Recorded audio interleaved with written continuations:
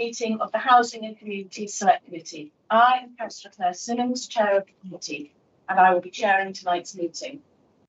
The event is being streamed live on YouTube, and members of the public and the media are welcome to watch the meeting remotely and listen to the discussions taking place. Now, I would like to welcome you all to Committee Room 1 at Kensington Town Hall and everyone watching on YouTube. Before we proceed with the meeting, I would like to ask members of the committee to please make sure that your mobiles are on silent or switched off. And we will start with 72 seconds of silence to remember those who lost their lives in the Grenfell tragedy.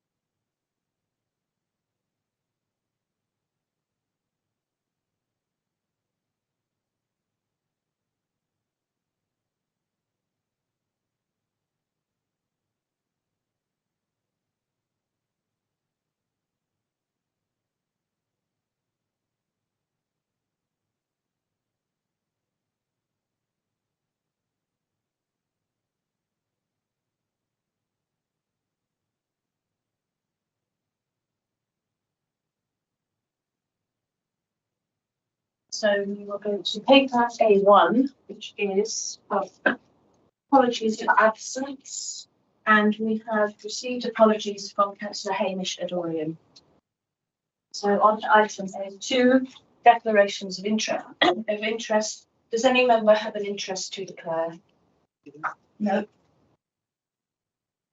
So then item A3 is the minutes of the meeting held on the 10th of December 2024.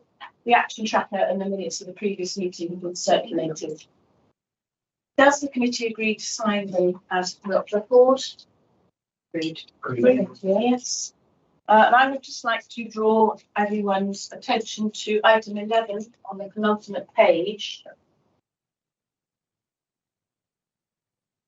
where it says that the chair requested that the committee receive the formal 25-26 HRA budget in advance of its approval by the leadership team, which becomes relevant when we get onto that item on tonight's agenda. So this paper A4 is the housing revenue accounts paper. Now, we have an apology from Councillor McVeigh, which she's going to be arriving late this evening. So I am thinking that we should postpone this paper and come forward with a 5 on the communities paper until stuff can get to it. Mm-hmm. That is pretty good.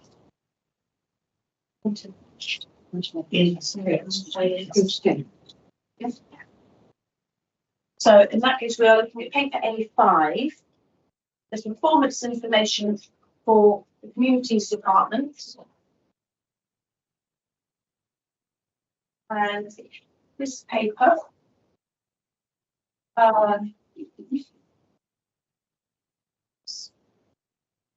the report and its appendices are provided at the request of the Housing and Community Select Committee to allow the committee to consider the performance of the Communities Department in quarter 1 and quarter 2 of the 24-25, and to advise on how they would like to consider similar data in future. And Councillor Sarah Adamwood is going to present the report alongside Moira Ugoji. Well, I was just going to take it that you've all read this paper, which I think is pretty self-explanatory. And really to ask, if you've got any questions, unless Moira wants to add anything. I don't think that's pretty much it for an introduction, yes. Thank you. So in that case, we will move to the committee. I will start with Councillor Wade. I have two questions. I note that the economic development seems to straddle some of the outfits being reported here, but it's also to OSC, is that right? Yes, family services and OSC services. But in fact, if you think of some of the components, they actually relate to adults or people who are not neat. So I just wondered whether or not there could be more information on that reported back to this committee. My second question, which I know that we touched on, is consultation. I think that the consultation figures are quite low, and I suspect, as we know, that it's hard to engage. It's hard to engage if the Presidents Association list's not up to date, which we've discussed. Yeah. It's not personal, it's just No, and as I said to you, that we did email everybody, all the councillors, and only 6 councillors responded with updated information. So we are going to go out again. Right. I mean, I would say that information on the Earls Court RAs was returned to the department over a year ago, and it's unfortunate that Malcolm Spalding is still chair of the Earls Court Society, and the address is still Jennifer Ware. So again, there's been an issue with the database. We're doing a new database, and that's why we've asked everybody to resubmit any information you have so that we can make sure that we have the right information.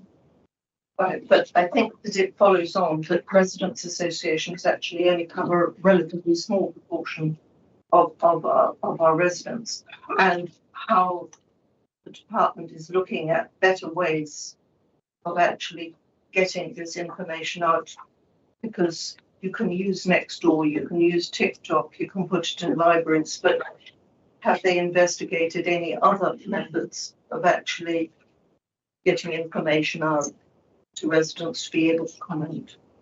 Thank you. Yes, I can respond to that.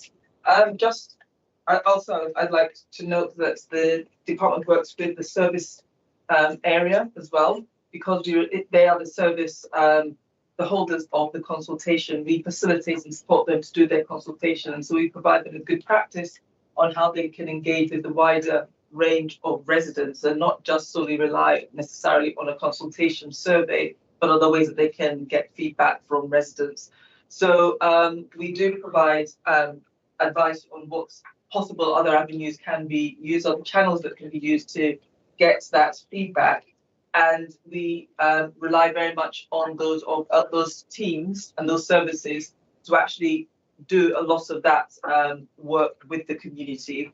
We don't necessarily rely just on residents associations for this kind of engagement from residents. There's also working with colleagues in the comms team, communications team, as well, to do some social media communications to raise interest, but sometimes it does depend on the topic and the area under which that topic sits. So, for example, if we are doing consultation on, let's say, traffic calming on a particular street, you're not going to get a lot of responses on that. But I would say if we look at the whole figure in terms of the targets, we are overachieving on the targets for consultation and for residents to get back to us. With regards to the economic development matter, I think that's for further discussion, because if we bring more economic development information back here, that is the re-scrutiny committee that economic development will be reporting to. So we need to make sure that the information that we do share is shared through the appropriate channels rather than splitting it across different scrutiny committees. Could you outline some ways that you advise people, departments to? I'm just saying, if you have a demographic where I think 21% of the boroughs over 65 and therefore may not be TikTok friendly or Facebook or whatever, or Nextdoor even. So I'm just wondering, I agree with you that each consultation needs its own special approach, but what type of methods do you advise? So different departments do different things. So the Grenfell Partnerships team with the Future Grenfell Support went out, they held meetings in the community, they knocked on doors, they did it a very different way because it was a very targeted consultation. Joanna's favourite QR codes put up in other places, which I know she absolutely hates. But there are different teams do different things because we don't necessarily do the consultation, as Laura said. So it varies depending on what it is. I just put in context. As an only means of consultation, I hate them. I don't despise them, although the current pay and display issue is indicative that they are dodgy. But it isn't completely illegal. It's just an only means. But some people really love QR codes. And I think they're an important part of the whole suite of edges. Yes. Thank you. Councillor North, do you have a question? One question I've checked the chair will be answered by email. I was just going to follow up on Councillor Wade's point about the RA database, which you've already clarified for me. But I would say that the e-newsletters that go out, I've had some really positive responses from some of our RAs because you can target the type of subject that you're interested in, and they're very useful. They're very easy to read, and I know that things like gardening and libraries and things like that, people that just didn't see them before and didn't even know we had them. So I think that when you do re-establish communication, it's great to advertise those. It's a great way of getting back to people. Thank you. Thank you for that. And I think joining that with what Councillor Wade has said, there is a question there about digital inclusion as well, that will depend on each individual consultation. So It's also perception. yes, of course. Councillor Rossi. Yes, I was just looking at the map of the responses to consultations by ward, and there's quite, you probably can't answer this, there's quite a large variance between them. And I wondered if you, I mean, I can understand if it's specific, you know, if a consultation is specific to an area, but I just wondered if you could come up with any idea as to why it varies quite a lot between wards. I think it depends on what the topic is. So if we've been consulted, so we did a big thing in World's End, so obviously there's a lot of responses there. Yeah. Again, the future parental support, there will be a lot there. So it really is depending on the topic. And do you have any sense of the same people responding? Or, I mean, is it anonymised, or do you get their postcodes anyway? Don't you? We do get their postcodes. That's how we are able to map across the borough. So we do get their postcodes. Whether it's the same people responding, we can't say 100% because we don't take names necessarily. Okay, all right. Just wondered. Thank you. And Councillor Issa, do you have any questions? Thank you. Yes. Page 26, around the reception of fund, I can see 85 plus only 5%. But you know that elder people are more, aging people are more in our barrel. That means they are not accessing, they don't have access to the service. And the other one is ethnic minority, they are 42%. And our barrel is a share below barrel. So why they are more than the other people, they get more service than the white or other ethnic groups. So that's the situation is on page 27. It is about living localized. I can see it was not updated, it was updated to September. And I don't know why you don't have December and up to December, which is, a quarter.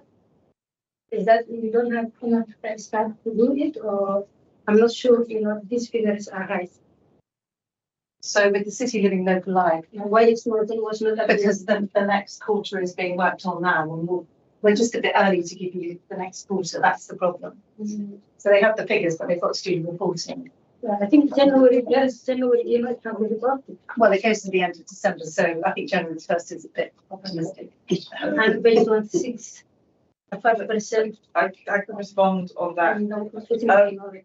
Just so you know, the Voluntary Support Fund is only about 30 organisations, 34 organisations. It doesn't represent the council services to older people. Adult social care provides some of those services, and so there are lots of other services. This is just a very small part.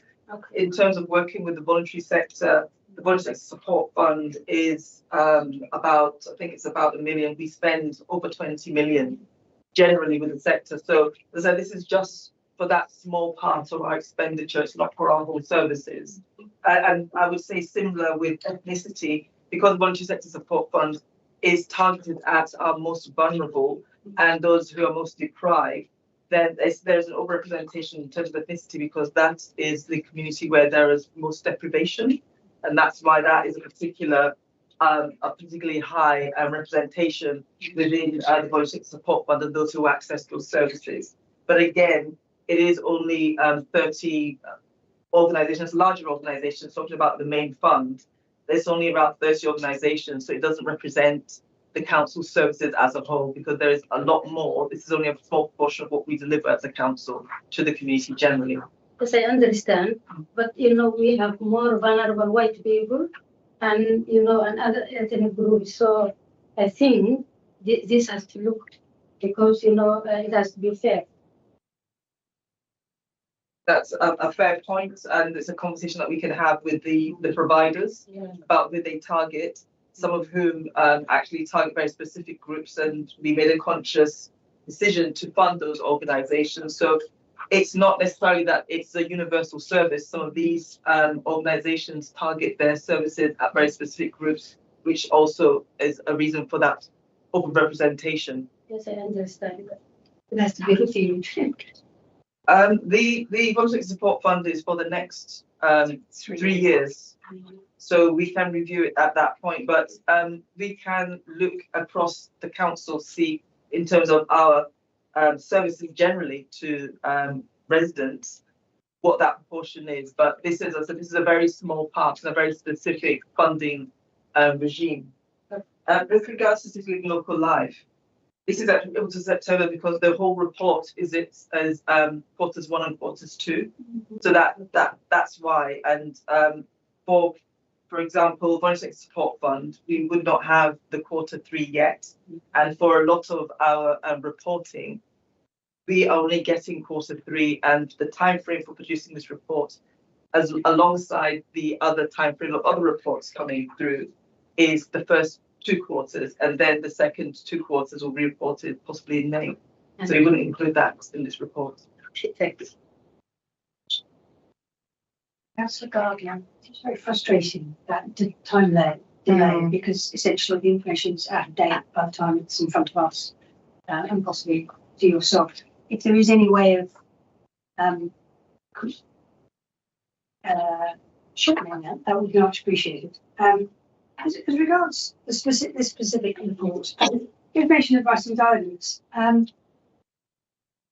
So we're talking page 28 of the report. We talk about only 35% of the target being achieved, only from maximisation. And again, also value of income gained through IAG support. Did you anticipate this when the contracts were let? Because I see you put there that says the North Kensington North Centre only supports benefit cases. Did we know that when they were let, when these contracts were let, or how was this a surprise to us? Because from a scrutiny point of view, I looked at it and go, that's supported. We didn't anticipate this when the contract was let. And so we are working with the partnership and the organisations in the partnership to improve their target figures. And where North Kensington Law Centre isn't providing that support generally, we are looking to the other parts of the partnership to step in to provide that support. So there's not a loss of support in the north of the borough. So was the first you were aware of this when the figures started coming back in to evaluate the performance? Or did they put their hand up very early on and say, by the way, we aren't meeting this part of the contract? They did alert us beforehand, and we have been working with them. So we have monthly meetings, and I've also met with the partners as well about their performance, just to make sure that they are on track. But some of the report back has been about the collection of data as well, and how that's been difficult. But from our perspective, collecting data isn't the same as actually delivering the service. So we are expecting to see better figures going forward. The trend is upwards, but we're expecting in quarter 3 and quarter 4 that they will be closer to, if not on target. It would be very helpful if you could feed that information back to me, given that you'll see the figures from the. Yes. And can I just talk about organisational momentum, the page 32, and I think I've raised this before, but essentially I look at this and I go, why is this a good measure of our consultation? Well, you said we did. So your target chart, so page 32. I just looked at it and sort of find it hard. That is a byproduct of your consultation and your work, as opposed to in measurement. Like you pack it on the back, meeting it wrong. But I don't understand. Yes. So the percentage of consultation exercises that have a you said we did statement, yes, and you have a red line here that's expecting 75% of consultations to include it. Why do you think that is a good measure in this report, as opposed to the individual consultations, as to evaluating how effective your communities are? Okay, so it's a measure for the council, not for communities necessarily, because it is up to the services to deliver the you said we did report. So it's a success for the council as opposed to consultation and participation. So yes. It's not evaluating the quality of you said we did. It's It's not. evaluating whether you said we did yes. box. Yes, it's evaluating whether we did report back that this is what we aim to achieve. So you're absolutely right. It doesn't evaluate the quality, but it is a measure to ensure that we are closing that feedback loop with residents. Because it's the one thing that everybody else, every meeting we go to, we have. So I think from my perspective, I would like a second leg to this, which is how effective was the you said we did. That So would, I've looked at one of these. that I would looked at involve one of another these. consultation. No, It would involve it would involve, because we need to go back again to residents to ask them how effective they felt the you said we did is. So it would involve another layer of engagement or consultation. Well, actually, to one extent, I think it's the other way around. I think you need to look at how effective the you said we did is from departments, as opposed to, for example, on the Nottingham Gate one, it says with the ward councillors. So today I have sent out an email saying, would the ward councillors please have a meeting on that? So I don't want to do this to death because I don't think it is that critical, but perhaps an evaluation or a review of the you said we did to see whether they actually are achieving things as opposed to platitudes. I see. Yes, I understand. We'll take that away. Yes. Director. Thank you, Councillor Gardner. Do we have any members of the public that would like to ask any questions? I don't think we do. I will just quickly follow up then on a couple of those points, if I may. On the subject of information, advice and guidance, I think it is important. Elsewhere in the papers tonight, we do talk a little bit about maintaining organisational knowledge. And I do think, therefore, given the comments that we've had from Councillor Gardner, it is important to note and remember that we had an excellent advice and guidance service provided by WENA, which was initially, in fact, when it was operating, the only specialist advice service available to residents in the Wiltshire Borough. And we no longer have that. So I would hope to see that assurances that we were given that things would continue to be able to be provided are indeed being provided.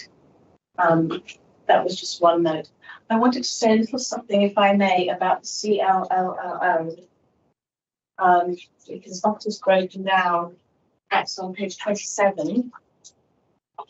And you can see there is quite a lot of disparity between the wards. And I just wanted to really mention the idea of being a fairer council, and in view of the recent review of the CLLL that took place. are we, as a council and as a department, confident that the arrangements for CLLL are fair, given that they reflect disparities on the ground, that we are actually distributing fairly according to need? That's more of a comment than a question. Now, did I have anything else? But are you suggesting, that Yes. there be different amounts of money for different groups? Is that what you're suggesting? I think that when the review took place, there were various suggestions about how that might be fairly managed. And it might be, I think at the moment we have the flat budgets, which are based on the number of councillors. And there was a question of whether that should be based on some other dimension, which, yes, in short, would possibly result in different budgets for different groups. Councillor Wade, just quickly, if you may. Okay, I would ask that residents who ring up for advice, I'll give them slightly more information rather than no. I think my understanding is it's supposed to deliver community events at a local level, responding to need. And if you get a group of people who may not be constituted, but are any constitution, and this would have been a vehicle to achieve that, I just told no, rather than have you considered the Earls Court Society or Earls Court Square. I felt that is negative, and they don't understand the system. I think in general there is some signposting, am I right, from the team when an approach is made. But if that isn't happening, if you know of cases, perhaps that's something that you might want to take up individually. Doesn't really operate. No, so you might want to take an individual case up separately. Yes, because generally what's supposed to happen if an individual or a group of individuals contact the CLL officers, they will advise them to possibly work with an organisation that is constituted that could possibly hold that fund for them to enable them to deliver their project. So they shouldn't have been told no. It would be helpful to understand the specific instance under which that happened. Thank you.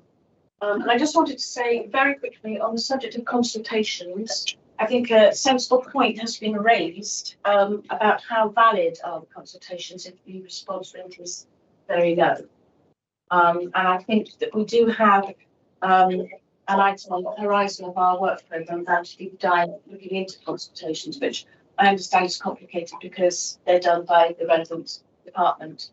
But I think this sort of shows the need that we need to look into that. But thank you for this paper. Thank you for this figures. Thank you for coming.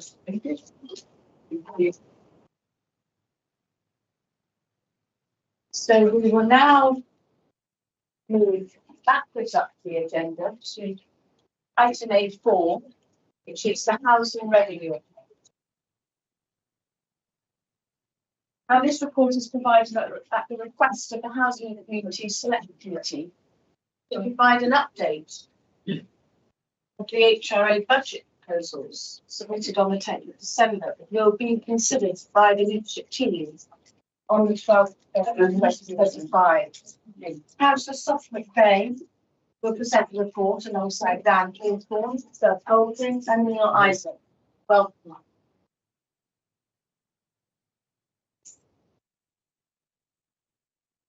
And this for the committee, this is in our additional papers.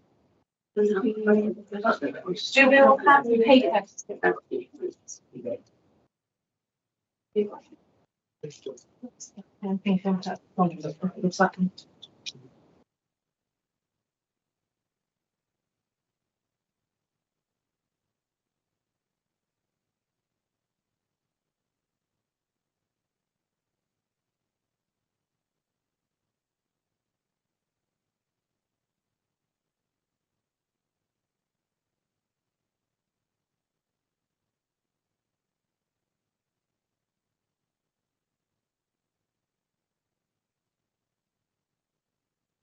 Sorry.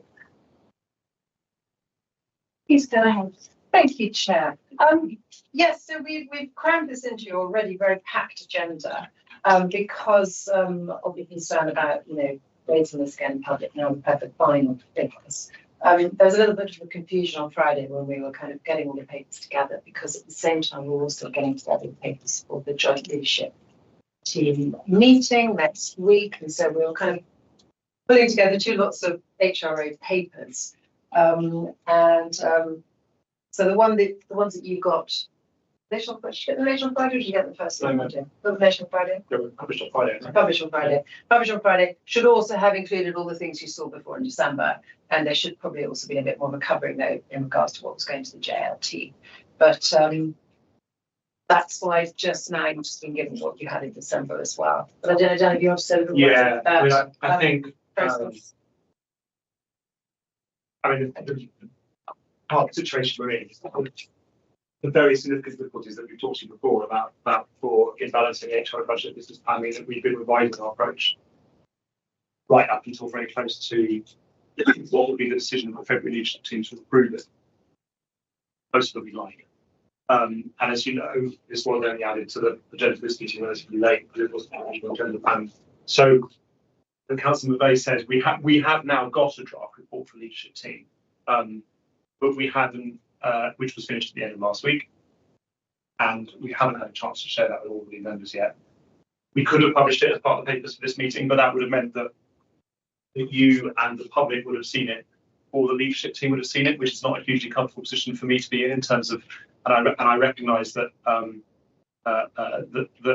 that's not kind of, you would have wanted to see something that was more detailed than what you've got in front of you. You'll also appreciate that kind of we would never publish anything in the general fund budget, for example, for a scrutiny meeting without the members having had a chance to see it first. So I'd be the first to admit that this is kind of not the way that we would ideally want to work. I think I'd also say that there's not much about the way that HRA business planning is happening at the moment that is ideal, because it's so stretched and so difficult. But we did take a decision on balance to approach it in that way. As some of you will know, we've already accepted in correspondence with Councillor Wheel that the timetable has not worked this year, and we can just come up with a clear proposal to make it work better next year. So I think in that spirit, we're really happy to try and answer as many of your questions about it tonight, recognising that you would have liked to have had more detail in the paper that's in front of you. I absolutely get that, and we will. But that said, I do want to defend what you have got in front of you. We have got, Neil and Doug probably talk about a bit more. We have got the budget table. So Doug described which is missing. And in the December papers, we had the kind of the more broad brush approach. We had the pie charts, which I feel is an easily accessible way to break down the information of expenditure and income. It talks about the issues we have with service charge, and again, the main problem I find with way we have been doing this, probably on reflection, is that we're trying to kind of almost give you three papers in one. We're giving you the annual HRA budget, giving you the 5-year plan, we're giving you the 5-year capital plan, we're giving you the 30-year plan. So that's something we are going to reflect on for next year and how we can bring that to you more clearly.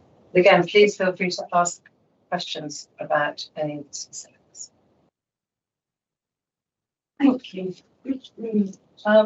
So I think part of the reason why this has been added to this already full agenda is because I think some of us might have been expecting at the last meeting to have rather more detail, specifically on the budget for the forthcoming year. If we think back to last year, where we were at this time last year, I think even including this paper, we were actually considerably further ahead in terms of disclosure and transparency, and therefore scrutiny. So thank you for bringing this. I'm going to start by asking Councillor Issay, and I'm going to go this way around. Do you have any comments or questions? And page 4, I think, the income, the expenditure is more than income. And there is, 3,161 minus. So is it possible, anywhere and the expenditure to be reduced So we should not always take money, transfer money from the capital. Or we can, is it possible to increase the one which is 400? And rent and rates. So my question is, we are minus, and is there any way we can reduce the expenditure? The other point is the budget 2025-26. I can see the income, the expenditure, and the income, and it shows minus. But to me, it should be positive because expenditure is 79,386, and income is 81,148, and it shows minus. In accounting terms, that is a surplus. So I appreciate it's confusing, but that is how it's reflected, I'm afraid. So you will see for this year, the income exceeds the expenditure by, we're predicting an outturn of 1.732. Next year, you will see that it exceeds the income exceeds expenditure, but you also notice, if you look at the budget, that actually the depreciation element, which actually goes to capital, has gone up. So the rules around depreciation and the reassessment have changed. So it is in credit. That isn't to say that there aren't savings that can be made within expenditure as we move forward. That is something that we had, which we discussed into this December. We have a plan for this year. We will come back to the Housing Select Committee, Community Select Committee with that later. Thank you. Councillor Rossi. So looking at the same table in the expenditure log, I don't understand the line which is rent rates and taxes and other charges as expenditure. So it was £400,000, now it's going to be £230,000. So what exactly is that in terms of expenditure? It's a combination of small things. The bulk is actually empty property council tax. As our void rate is improving gradually, we have to pay slightly lower on empty property council tax. But what else is it? It can't just be that. That's the bulk of it. I'll have to write. Business rates and stuff like that. There are business rates for the sales. Some of the buildings that we have, it's a multitude of things that we have to pay for our Because service. if it's in the HRA budget, does that mean empty property? Is that a void? I mean, Yeah, so every time we have an empty property, council tax is payable on point, and the rules around that actually meant that we used to get some exemptions around that. They changed, so the cost of the HRA went up. could we perhaps at a later date get by email a breakdown of that? Yes. Figure, because it seems like quite a lot to me. Anyway, thank you. Councillor North. Two questions. One is about insurance and one is about voids. Could you give us an update on progress with voids? Yeah, I wasn't prepared for it. Oh, sorry. In terms of, we changed, as you know, Bernadette Fry has been here previously, the Select Committee, to talk about voids. We changed our approach last August. The turnaround times have been coming down, and the level of voids have been, but they're not got to where we need to get them to. We, hopefully that trajectory will continue. We've still got, we had to change some of the operating approaches because it wasn't working in the way that it needed to be. So it's going the right way. If that trajectory continues, we hope to reach our target in the middle of next financial year. So it mentions on page 7 voids, rent loss with voids estimated at 1.7 of rent. Your target being okay, yeah. But we have made voids a priority because you can't have empty flats, just sitting around. No, I know residents give us feedback and they say that there's always more than one side of the story, but I just thought I'd ask about that. The other one is, it may be too early to ask this question about insurance. I know we took a heavy hit last year on all our properties, and I know it was probably number one subject, and I was with Councillor Bayer when it was mentioned in public. Do you expect there to be better news this year, or is it too early to say now? I'm the right person to ask, I'm afraid. So we were hoping, and unfortunately, so this comes under Ray Chitty, who is the insurance manager for the council. He will not know until early February, I don't think, what it's going to be. Clearly, I'm hopeful for better news. We do have that issue with it being a monopoly market, which has been a concern for us. I really, hand on heart, I do not know. I know it's across the board, it's private sector and registered providers as well. It's not just unique to us, but I just saw it on page 4 there, so I thought I'd mention it. Thank you very much. Councillor Wade. Following on the subject of voids, how much does it, because it does seem to be some quite a long delay, indicated in some papers further on. I'd just like to know the cost of the refurbishment and perhaps the reasons why. Is it because you're having to comply with new government legislation, or is that overall, or is it the actual property has got into poor condition, or you're having to do decent terms? So it's a whole multitude of that, but I think the very last point that you said around decent homes is a very valid one. So when we do avoid, we made a policy decision 2019, 2020, I don't quote me correctly, but a few years back, which meant that we would bring the void up to a good level of refurbishment, so that when we carried out capital work, we didn't need to do it. So we've got a kitchen and bathrooms project on the moment. There's lots of those we don't need to do because we've already done them. So that does take a long time. So most of our voids are major voids, but we bring them up to the right standard. And that helps in letting them, and so they don't get refused as well. So in the long run, it helps us deliver a better outcome. But how much is it costing?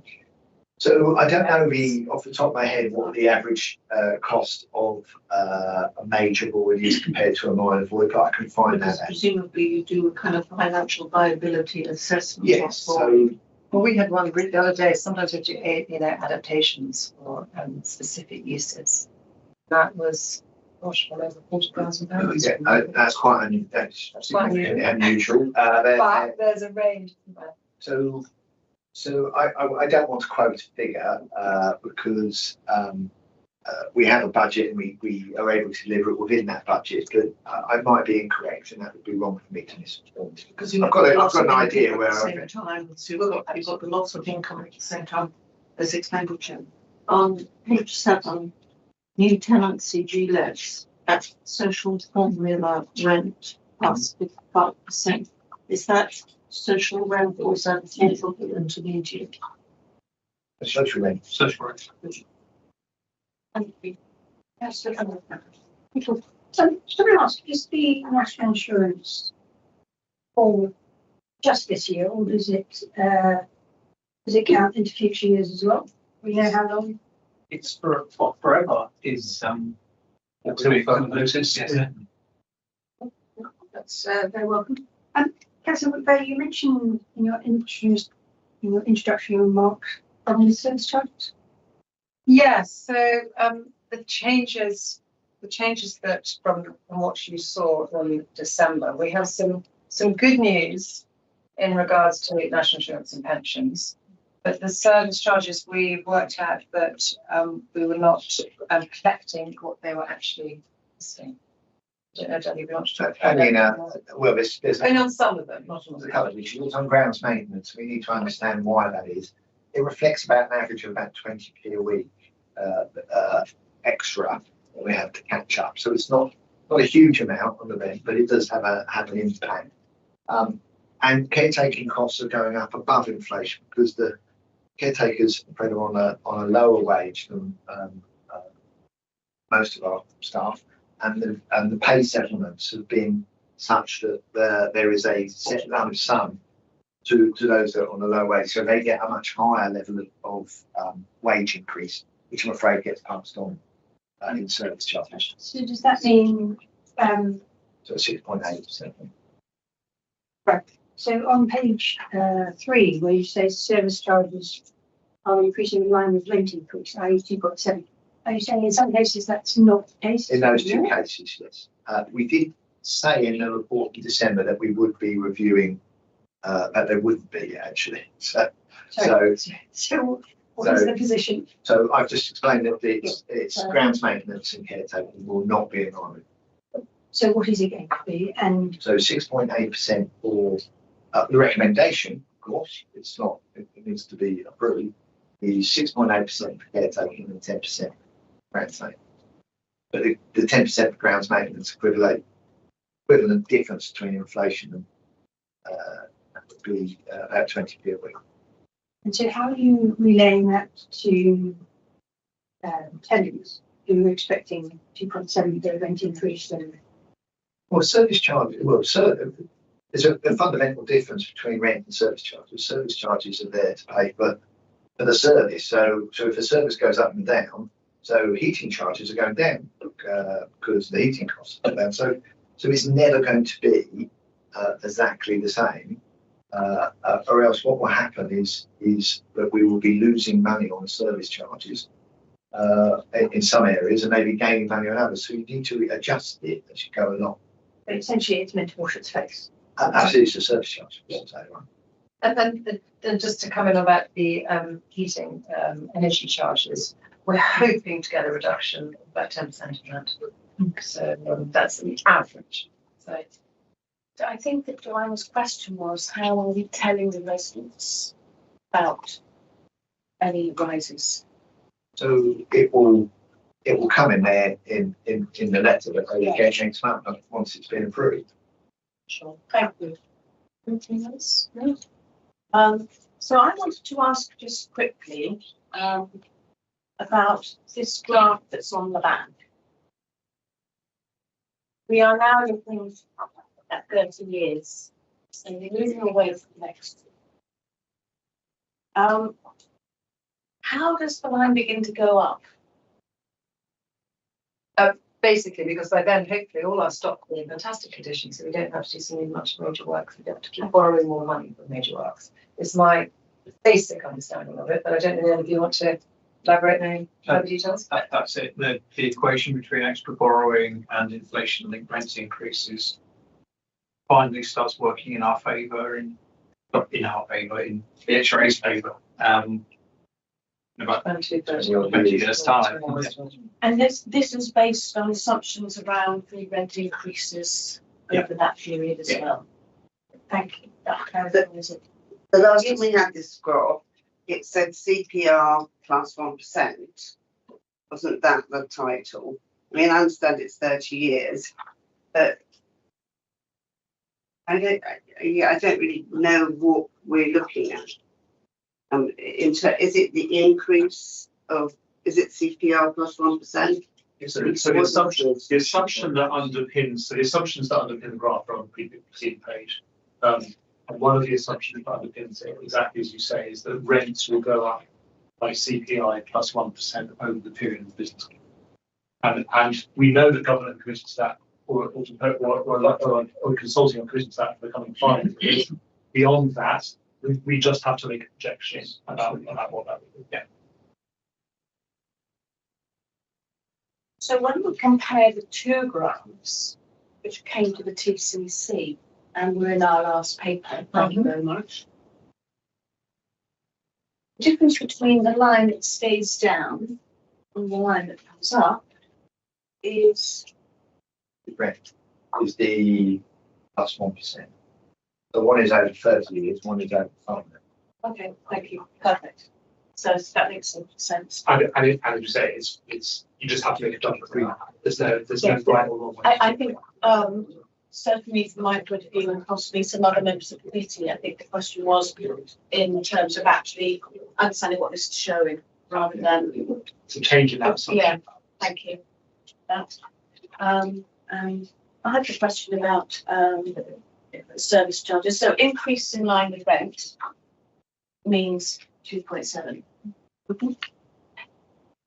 Given that the service charges are to recover costs, isn't that a coincidence? So there are lots of minor underspends and within the service charges, but we didn't want to overcomplicate the things by putting them all up by various different amounts. Okay. So then that will be adjusted when they get the actual. Absolutely. So if next year if we're over collecting, we do not wish to over collect on service charges, we shouldn't. So they may be something go down. Thank you.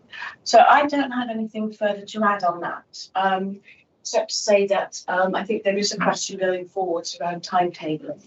Yeah. And it's great that you have agreed that with the chair of OSC. As the chair of Housing and Communities, I do feel there is a role there for taking this forward for this committee. And I would hope and expect to be party to those discussions. Yeah, I think the promise I made was to write to both of you Yeah. with a proposal for next year. That's absolutely what we're trying to do. Because I think it would be helpful for us to understand what's brought us to here, Yeah. why it didn't bring us to where we were this time last year. And I don't know about everybody else in the committee, but I shall certainly be very interested to see what appears at leadership on it. But that being said, the paper that you have kindly printed out again from last time was quite full and thorough, I thought, and we have been able to give our feedback on that. So I hope that has been helpful in terms of developing going forward. And I think that will conclude that item. Yes, thank you very much. Thank you. So we now will move to paper A6, which is the performance information of the Housing and Social Investment Directorate. This report and its appendices are provided at the request of the Housing and Communities Select Committee to allow the committee to consider housing and social investment performance updates in Q1 and Q2 of 2024. Councillor Say will present the report alongside Dan Hawthorne, Nels Golding, Kojo Sarpong and Christine Addison. Thank you. I will leave most of this to competent directors around me, but just to remind the committee that we are looking at quite old information, and it's interesting because the most current lot has literally just come out. And again, I think this might be something that might, when we look at agenda planning, might be worth looking at. It's about getting the scrutiny of the data nearer when the most relevant reports come out, because we're looking at data almost a year ago, pretty much now, aren't we? And I know there was some, I mean, when I first saw this back in December, there was some quite challenging figures there, which I raised with the directors, and I've been reassured that quite a lot of the issues that I was concerned about are going now in the right direction. So that is just a word of warning about where we are, but please ask any questions. Thank you. Shall I start with Councillor Rossi? Okay, first question. On page, whatever it is, anyway, but the rough leaflets. And when I went out, page 50, when I went out with Councillor Gardner with the outreach team, we found at the end of November, we found 16 altogether that night. And these numbers are much higher. So I just wondered where they had come from and why there was a difference. Sorry, are you referring to Q1? I think it's 64 if you're looking for. Yes, at page 50. So I can't see whether this one. Yeah. So the first one. But either way. So. Yes. Okay, so this is about flow over the period. So on any one night, yeah, generally, so when you did the 16 or 17, yeah, it was 16, and that was twice because they do that every year. Yeah, November. Yes, so it's annual national count. And they said that was double what we had last year, but there are much more people on this graph, so I just don't understand. Yeah, so so the team does visits on a weekly basis, or if they get a call by a street leader, they go out and see which residents are on the streets. Can I jump in here a second, Koji? I think there may be a slight misunderstanding about what we're looking at in terms of, maybe, I might be wrong, but as Marjorie is talking about rough sleepers, homelessness on the street, hence the count. And my understanding is that some of these homeless preventions are more than just that. No, I'm this looking at the rough sleepers. Yeah, so I'm just gonna very, very briefly explain it. So that was an anomaly last year. Normally we have no more than 11 on the streets at one time, but this is over a period of time. So you add up the month. I see what you're saying. So effectively, it's the flow over the period, rather than on one specific night. There's 48 rough sleepers. I know this question comes up every year. We change the heading, make it clear what you're actually measuring, the number of rough sleeps, closing earnings over a month. We can. Exactly. Is it 48? Is it the same persons that being counted? Yeah, so it's 72, which is the top value, and say that is in January 24. Would that mean you're adding up every single night of January, and that's your total? Yeah. Is that it? Okay. Now I understand. Thank you. Linda, same page. It's the homeless preventions and the homeless relief duty outcomes. Sorry, Councillor Wade, is that quarter one or quarter two? That's funding needs, demand relief, preventions and rough sleepers. I think on page 50 50%. of our pack. Anyway. You're working on the quarter one figures because there are two sets. Quarter one comes to quarter two. Well, I'm looking at this one. Which page? Page 50. 50. 50, quarter one. Yep. All right, so it's cool. If we look at homeless relief duty outcome, you seem to have a very high relief unsuccessful. And then when you look at homeless preventions, you seem to have quite low. So can you possibly explain that to me? No worries. So that's good news, because that means that we are getting our prevention right. Yes, but what about the unsuccessful relief ones on the homeless relief duty outcome? Yeah, so what? Is that because you haven't accepted a duty of care for people when they presented, and therefore they're not affected? That's why you have quite a low one on prevention unsuccessful on the other world. So the legislation is split into 3 sections. So if somebody approaches us for housing assistance, we need to determine whether or not we owe them prevention duty. That means that they are not homeless yet, they are threatened with homelessness. So the more that we have in the prevention stage, if we have more unsuccessful preventions than successful preventions, that is where there would be a concern. At the point where they go to the relief stage, that means they are actually homeless. So a vast majority of those residents are in temporary accommodation. A large portion of those residents may refuse private sector offers that we provide for them. And then we, because they have not accepted the offers, we've been unable to find private sector accommodation which meets their needs, and they're actually homeless. They then move to the 3rd phase, which is so anonymous spotted is exactly why it's so much better to get people at the prevention stage than the relief stage. Because once you're at the relief stage, it's very hard to stop them slipping out, getting into symptom accommodation. So the unsuccessful ones are because they don't want to go into private accommodation. Is a combination. So it may be we've not been able to find something suitable, or they have refused private sector accommodation.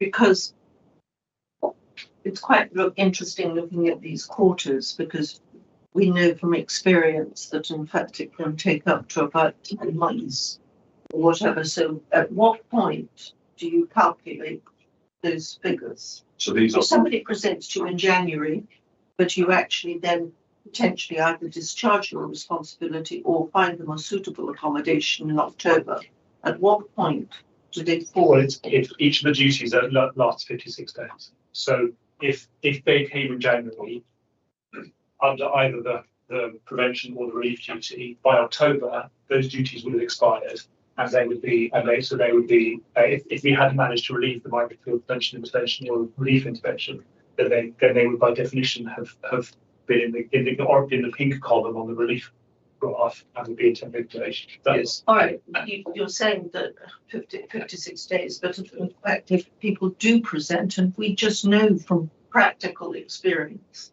that you haven't housed them, and it's not because you haven't accepted a duty of care, it's because of the availability of stock. So why should a 56-day expiry guillotine happen when we haven't been able to supply the accommodation? So the duties in law are 56 days. So we've got 56 days to try and prevent homelessness. If we are unsuccessful with the prevention of homelessness, they then transition to the relief stage. If at the end of the 56 days of the relief stage, we are unable to relieve homelessness, we are then under a duty to make a decision as to what duty, if any, is owed. So that's it, whether or not we'll accept them or social tenancy. So yes, there are cases which go over 56 days or they're in either duty. However, by law, we've got 56 days to consider the cases in each respective duty. So there are some where, for example, we may extend the duty because there was a property which is coming but it's not actually quite ready yet. And those ones we may, if they are in central accommodation, we'll extend it for a period of time until that accommodation becomes available, and then we'll move them in. There are others who reject a property because it's unsuitable, in their opinion, or it is actually unsuitable. Or there are some who reject the property because they want a social sector tenancy rather than a property tenancy. But on the whole, in both quarters, it does appear that relief duty outcome is successful more often than not. Not prevention duty. I'm looking at page 50, Yeah. and I'm looking at the blue column. Yeah. Which graph? Other than the last quarter, yes. Mhm. Yes. And then we have on page 64, again, in every column but one, the relief duty outcome is successful more often than not. Yes, but the ratio of success to non-success is even greater in prevention, which is going back that way, which you will get compensation. Thank you. Councillor North, do you have anything to answer? Just a couple of questions. One on temporary accommodation and the other one is on tenant debt. I'm just looking at page 66 now, and it's I think these are dated figures, but is that trajectory that we are seeing improvements in temporary accommodation, is that continuing into this year? Yes, it is. Although last week there was a slight increase, but generally the numbers of temporary accommodation are reduced. And that is the big worry in the budget that we're always. Yes, although the real pressure created in the budget is not by the numbers in temporary accommodation, but by the unit cost, if you see what I mean. So even if our numbers were absolutely static, costs of temporary accommodation to the council would be going up. So a good example would be private landlords putting their prices up. Exactly that. But of course that doesn't mean that getting the numbers down doesn't help us, because the unit cost is hitting you less hard for you to and of course it's a better outcome for that. Thank you. With regards to tenant debt, and this is quite complex because I know that in my ward it's something that worries a lot of our residents, with the increasing costs with insurance, with other costs, council tax, and losing with fuel allowance, of course. And I know we have a support fund in this borough for tenants that are in trouble. Can you kind of report back? Has that worked well? Has there been less people getting into serious problems? I'm referring to page 68. So although 68 is temporary accommodation rent, yeah. So that's not those people wouldn't be eligible for the support funds in council homes, but that it's clearly had an impact. So there was a couple of things going on at the same time. So the full migration to universal credit significant impact on our debt levels, and has done across the piece, because where people used to pay in advance, because that's how we used to get the housing benefit paid for us directly, people are now paying in arrears, and that was en masse. So that's happened this year, and is a transition we're going through at the moment. So we've had a significant increase in demand. We've used tenant support fund though to ensure that people aren't getting evicted. Our levels of evictions are very low for rent arrears. It's a sign of failure because we don't get our. I said this before, and I got quoted on it. But ultimately, we want people to stay in their homes, and that's why we have a tenancy sustainment team to make sure that happens. So, and if you end up evicting someone for debt, the likelihood of you ever collecting that debt is going to be pretty low. We have had a few though this year where I'm afraid it has gone on, and it's usually where people have chosen not to prioritise other things other than their rent. That's the best I can say. Because if someone's going to work with us, usually you can sustain things. But what sort of figures are we talking there? Single figures, double figures? Oh, in terms of Numbers of evictions. Oh, I have to. I mean, I can find it out on my phone. It's usually around about. I want to say, but I can look it up as to how many we've done this year. I'm surprised it's that low. And they're very challenging. They're all with run by me as well. So yes, I've only had a few. We have a process to approve them. So it's pretty rare, but some of the debt is considerable. It's in a multiple payouts. But also just to go back to the universal credit migration, this is a real issue that we have picked up, and we have actually put aside some money specifically for it. And likewise for our pensioners who have just missed out on the pension credit for the fuel. So we have looked after our tenants specifically for those two big chunks actually, which I think is very essential to do. Thank you. Thank you. Councillor Easton. Thank you. Page 17 about housing need complaints. Yeah. I have seen, the complaint stage 1 is high, and quarter 4, quarter 1, and quarter 3. And also, you mentioned complaints answering in a target, but it doesn't show. And also, it's the same as stage 2. Your answer is, you answered, but it doesn't show, how many of these complaints was resolved. So is it possible, we can get a breakdown of, the number of complaints you answered, number of resolved the issues, and those who are not resolved, and why it's not resolved, and why it is high quarter 1 and quarter 3. So when you say resolved, are you interested in the proportion of complaints that are upheld rather than not upheld, or are you interested in the proportion of complaints that are where it doesn't then get escalated to the ombudsman, for example? Because I think we could provide both of those, couldn't we? It's just we have that data. Yes. Yeah. In terms of the volume upheld against the ones that are not upheld, the volume that goes through to the ombudsman and the volume which is upheld by the. So we could look at adding that to future reports if that's something the committee would be interested in. Do we have a view on that? I think it would be helpful.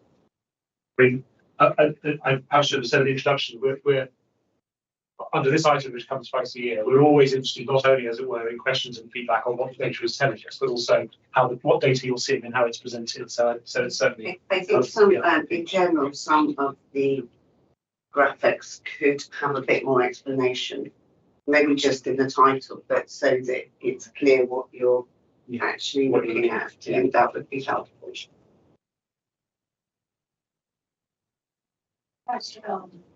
Page 64. I wonder why you can explain why is quarter 1 this period for demand in presenting for advice to homelessness inquiries.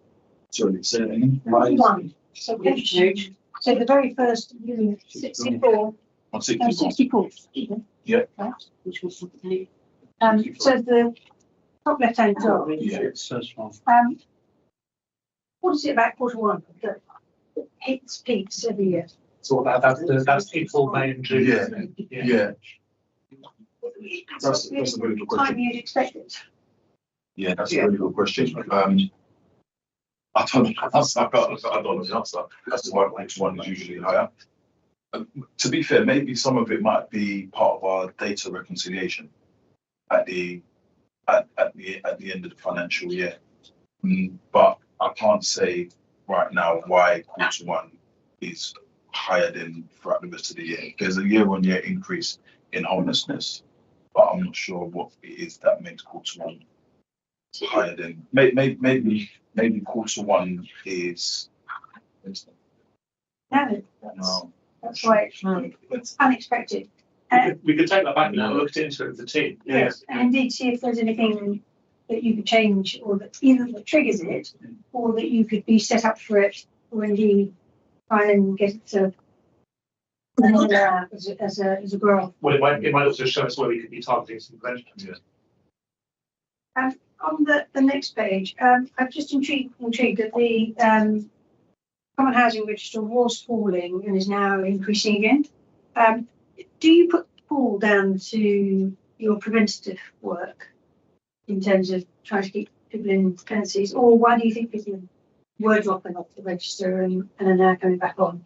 Yeah, so I think that there's a few things. We have done some data cleansing exercises. So, for example, there are people who have been on the register who they've been there for a sustained period of time, and when we've gone to check whether or not they still require some form of support, they've either not responded or they've been rehoused elsewhere, and the system wasn't updated fully. So there was a little bit of a dip there. At the moment, we've got the housing solutions team who are looking at all of the housing register applications and determining whether or not there's a homelessness duty owed with those cases. So in terms of signposting, we're getting a lot better at signposting the residents who are going onto the housing register into the relevant avenue, so that if they are rehoused, then they can come off the housing register. So there's been a lot of data cleansing that's been going on over the last year, I would say. So that's why we've seen a dip. But it's also the case, I think on top of that, but if you look at the graph just to the left, the lettings from the register, we had a few good months in those recent periods, and that usually is to do with new developments becoming available, including our own new developments. So you that will always correspondingly then see if it's a drop on household on the register. But I don't think any one of those factors is necessarily the decisive one, but they add up. Yeah. So just one last question, page 69. The lack of availability of gas certificates in accommodation, and those figures are staying pretty static between the courses. What can we do to improve this? And what's the statutory requirement that we have cited things as opposed to the landlord has to?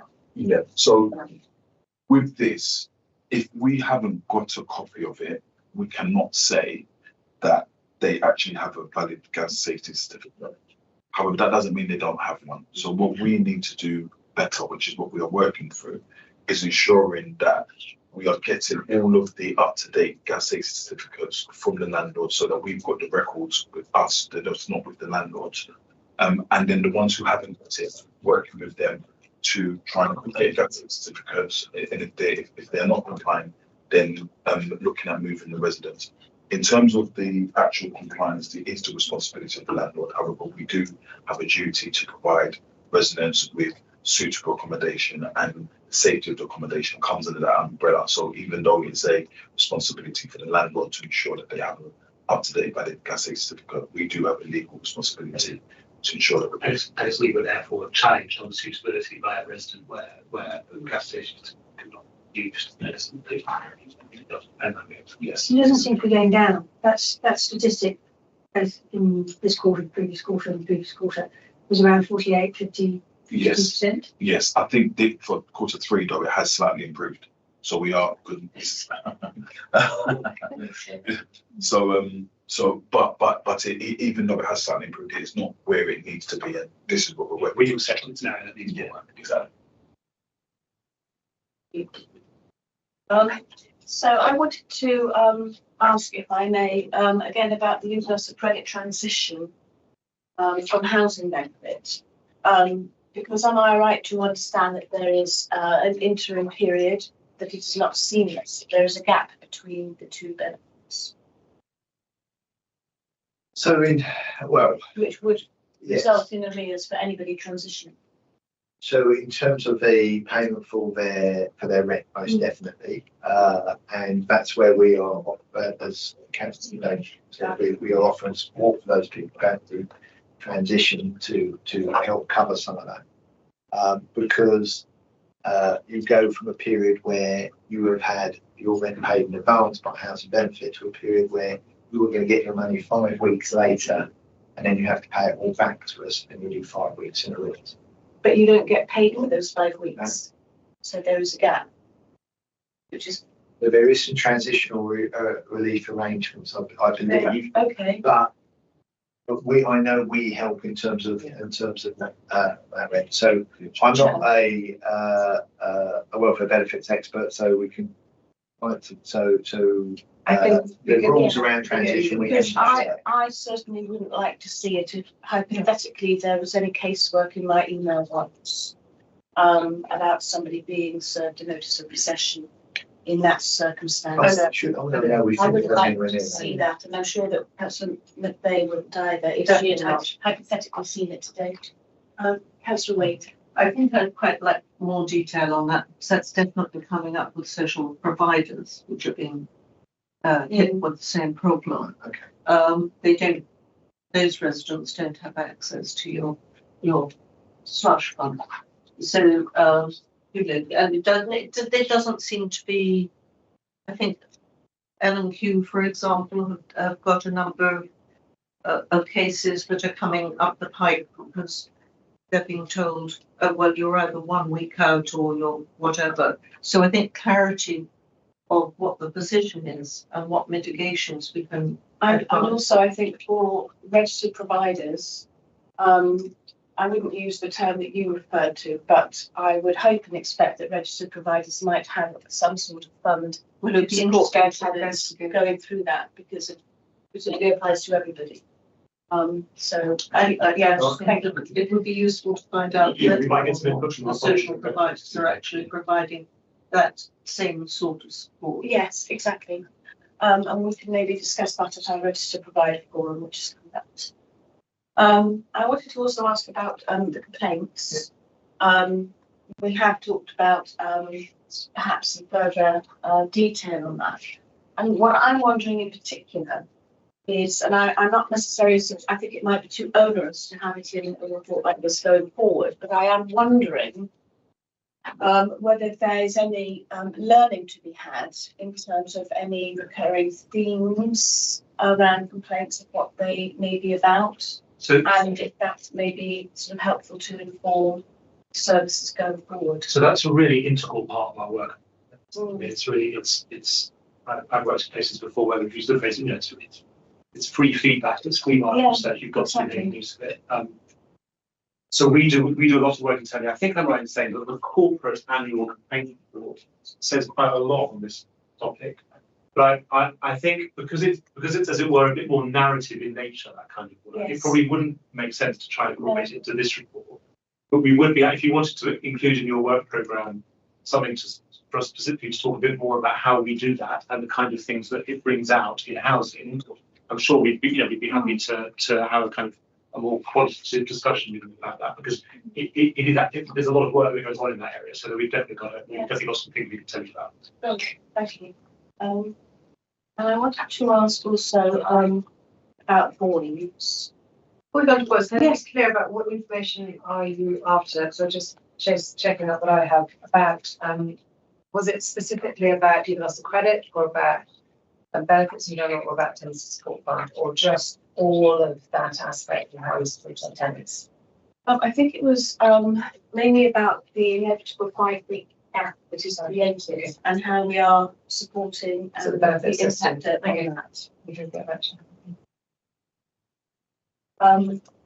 yes, so we have voids in temporary accommodation sometimes, and we have voids in the HRA. Do we have here clearly the number respectively of those? So interesting. I was flipping through it because I have seen it because I get a much larger pack than obviously comes to you, and there was a big amount about voids, and obviously it is not in this pack. So, but we can easily bring you information about voids. I think that would be very helpful. But previously, and I appreciate when we had different commission members, we had brought specific reports on voids, which have had all the numbers in and the ones that have been around for a long time, and some of those issues which we can have, we can put in there. So there is on page 67, that's the TA report. Yeah. But so Do we not have, it's just, it's all we've got is the we can add that, and I think that would work great. what the numbers, tracking the numbers. Because I've seen them added them up. There was an issue about the adding up. Yes, I think one of the reasons why I think it would be good to have those numbers is because there can sometimes be a perception among residents who maybe are waiting that there are perhaps more voids than we might see in a report such as this. I think it's essential to focus on and I voids. think there is a question of Yeah, turnaround for all the obvious reasons. So it used to be about 300 to 400 a year, Yes. because I did a working group into that a long time ago. Oh. And that's the number that I think, and you know, obviously then it was like we've got to get time faster and all the rest of it, but That's the number that would come void and it'd be A relet. bit less than that, actually, about close to Yeah. 300, yeah. But the number that you're seeing for the TA one and the number that we would show for housing management, I think is the number you've got at any one time. Yeah. At the end. I've got an answer to that. Please go ahead. So we, Councillor North, so we carried out four evictions for arrears this financial year compared to 6 for the whole of last year. Well, I'm pleasantly surprised by that. That's good not news. so many, is it? Yeah, I think when you consider the Four of weight those of cost of living issues that go Yeah. on around the country. If I just ask on page 67, that 88,000 in May, there's a particularly high figure on the temporary accommodation voids. Why was that? Because the numbers of properties didn't seem to be as high. Yeah, just that it is particularly high. I need to have a look into this because usually it depends on the cost of the property. But that does seem quite out of sync with the other things. I'll have to check that one out. So if we have no further questions on that, in that case, we will move to the next item, which is item 7 on the agenda.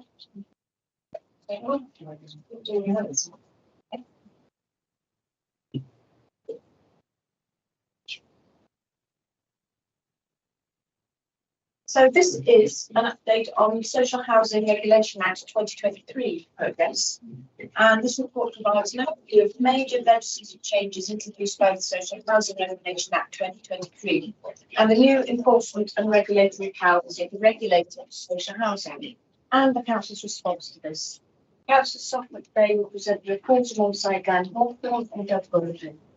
Thank you, Chair. I think the report speaks for itself. I think it's very thorough, but one of the things I do need to let the committee know in regards to some news we have. We have just been told by the regulator that we are going to be inspected shortly within this quarter. So yeah, in quarter 1, 25-26. So yeah, So we were literally just told on Friday, and I know that Doug's team is going to be very, very hands-on in preparing for it all.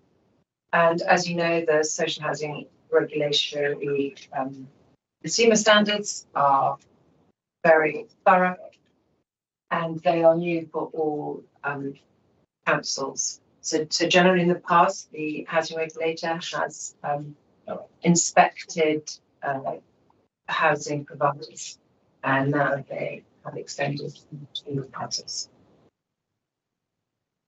Thank you. So I'm going to turn to the committee and I'm going to start with Councillor Law. if you have any questions or comments on this paper. Councillor Wade.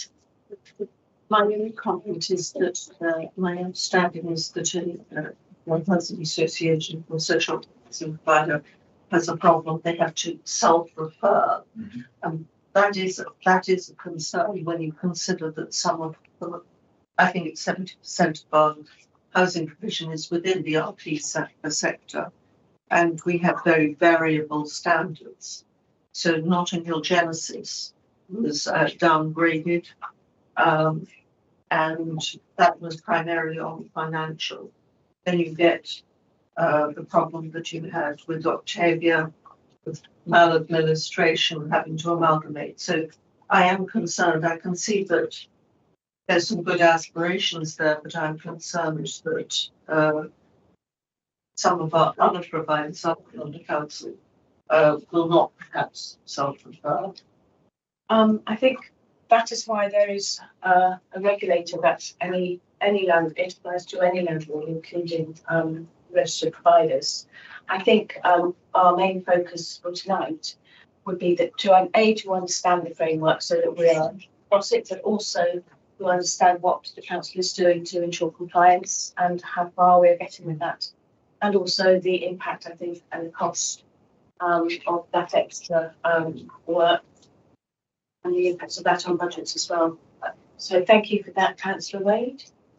Councillor Rossi. Yeah, if you could just expand a bit on, I'm looking at the powers of the regulator on page 85. What kind of, when they come in, I know it's weird, but when they come in and do an inspection, is it of just our housing stock? And what are they looking at? They kind of looking at you and how good a job you're doing, that sort of stuff. Yes. Yeah, so it is, there's quite a lot of detail in here, and I do understand that. It will be just the properties that we as a local authority are managing. Yeah. And they will be assessing us against the four standards, which four main standards. So safety is one of them. Transparency and inclusion, neighbourhoods and tenancy. They're listed in here. And within those standards, there are 63 consumer standards in total, which we print out at the back. Yeah. And they will be measuring us against each one of those and giving us an assessment. But those consumer standards are legal requirements now. And do you know how many local authorities are being inspected? So we will all be inspected within a 4-year period. From the start of it going to force, which was April last year. So we're now we'll be at the start of year 2 of looking into local authorities. We've done about 10 already? In London, I think there's about 10 now that have done because someone else got notified as well this week. So if they've done it already, does it get published, the results? Do you know what they've said about the other local authorities? Absolutely. And we're studying that very closely. So only one local authority. So a C1 is a pass in there, and a C4 is the worst you can get. The London authorities have been between C2 and C4. Mostly trusted in C3, I think. Mainly trusted in C3.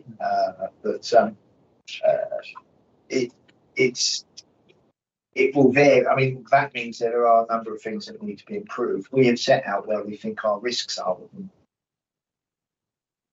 And to just elaborate that a little bit further, so yes, as Doug said, they're looking at the quality of our council housing. We're also looking at the amount of data we have regarding it, the amount of data we have regarding our residents, how easily accessible it is for residents to get information.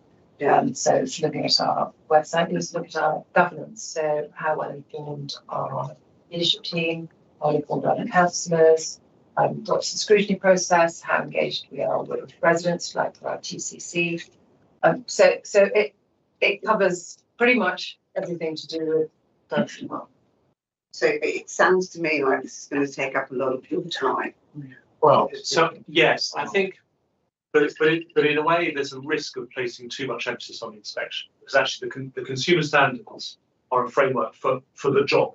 if you see what I mean. Yeah. And so even if the inspection, the inspection obviously will be an area of kind of particular focus, just like an offset inspection or a CQC inspection is.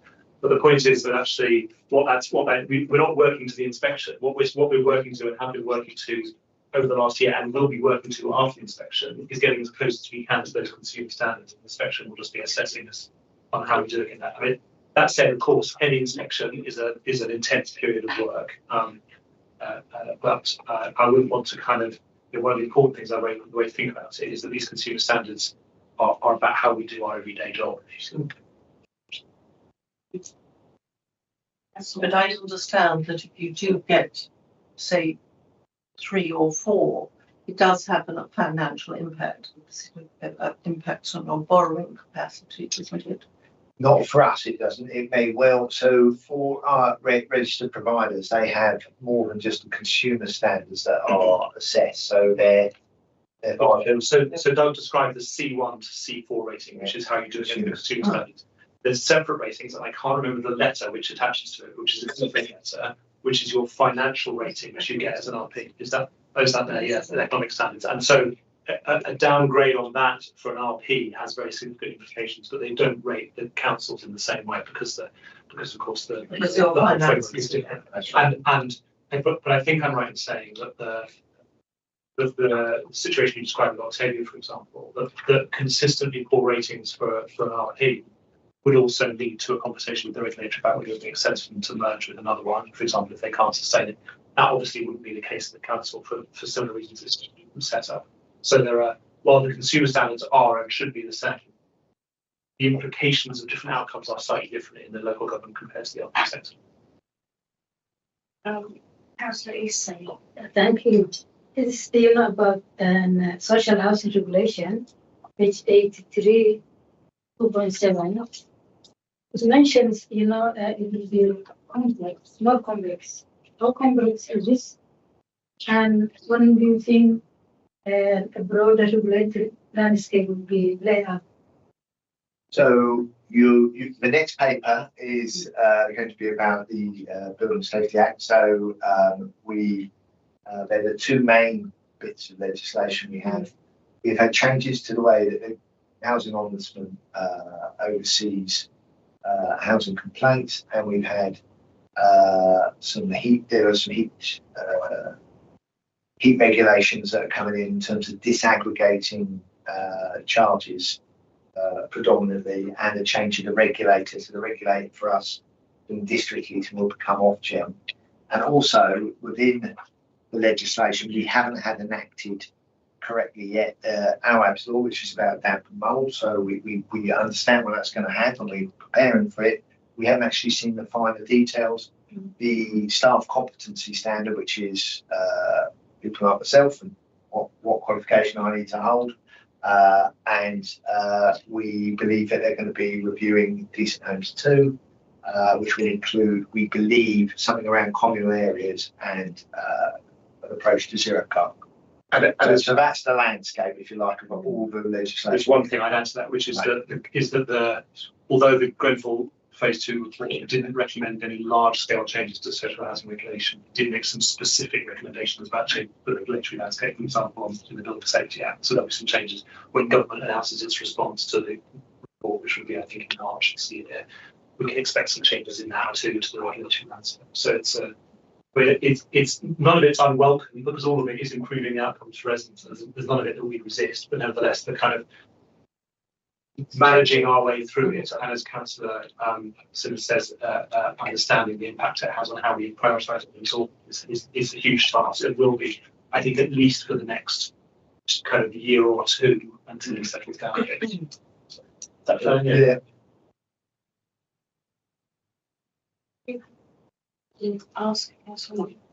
Well, it's not due on this paper, but maybe I'll do it at the end. So sorry.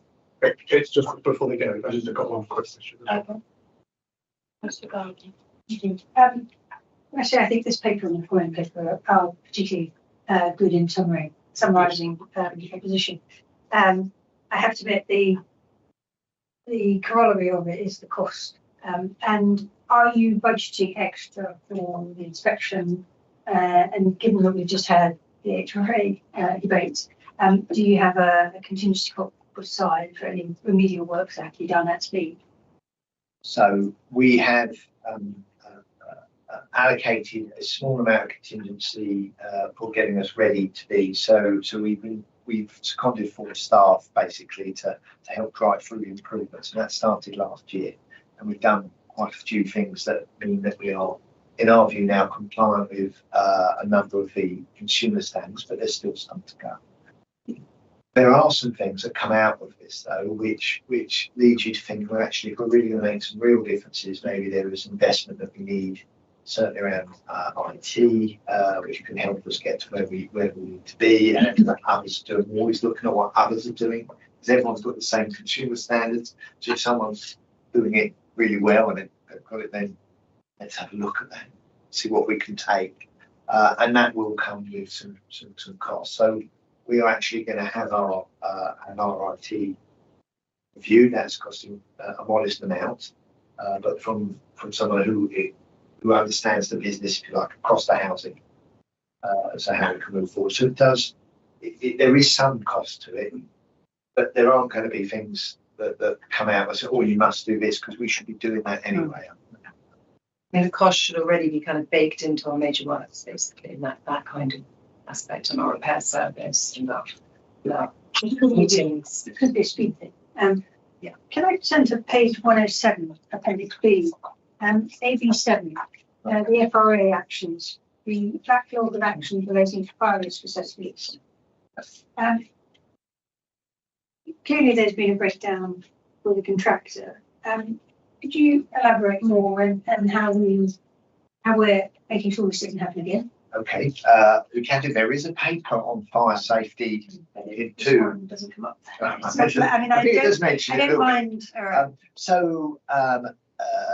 If you could first take it. Ultimately, it's down to the contractor, as you know, delivers us lots of fire risk assessments they've done in one big go. It's not part of the contract that they do that, and you say, how can I prevent that? Very difficult to prevent it. I can change contractor. That's my ultimate sanction. They know that they're in breach of what they've done. Our fire risk assessment contract comes up sometime later in the year, I believe, and we'll be reviewing what the market has to offer, because that creates a backlog for everyone else, and everyone else is now running around trying to sort something after a hiatus period where we shouldn't have had that.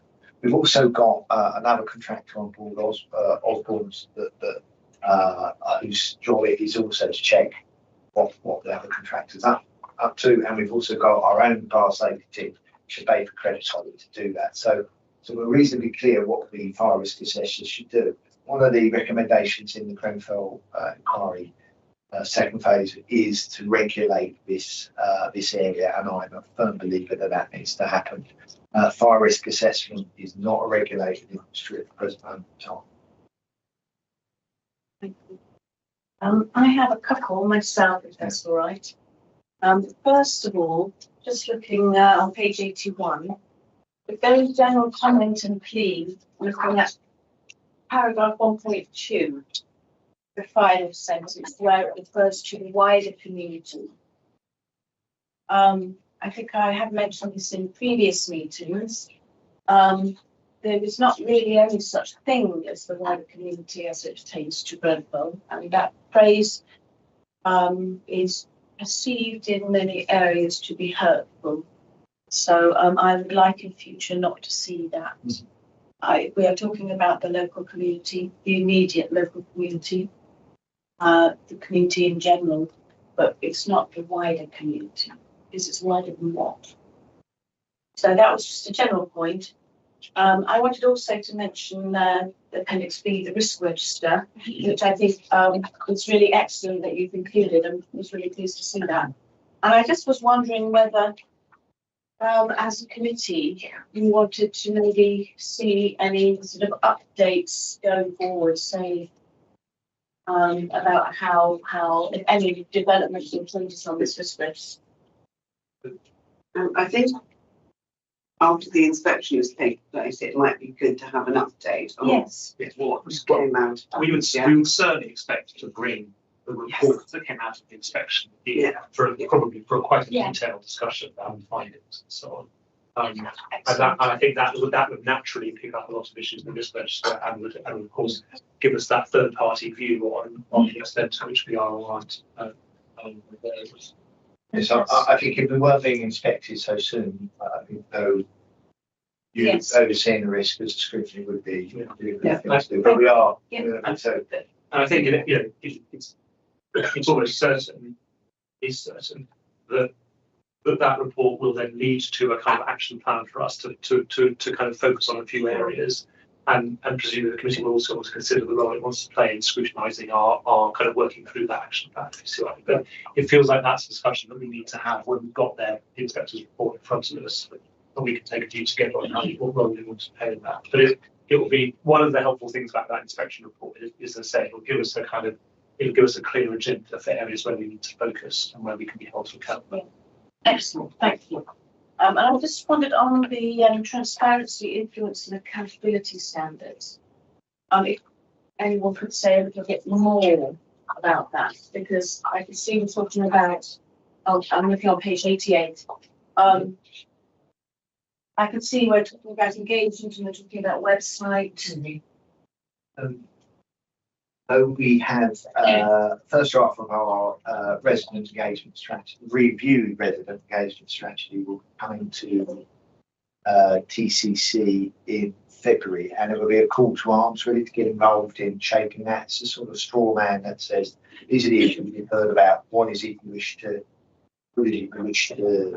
see change or alter? Because whilst we did that back in sort of 2018-19, and we feel that the world's moved on a little bit, and so we then want to go out and consult on those sorts of things.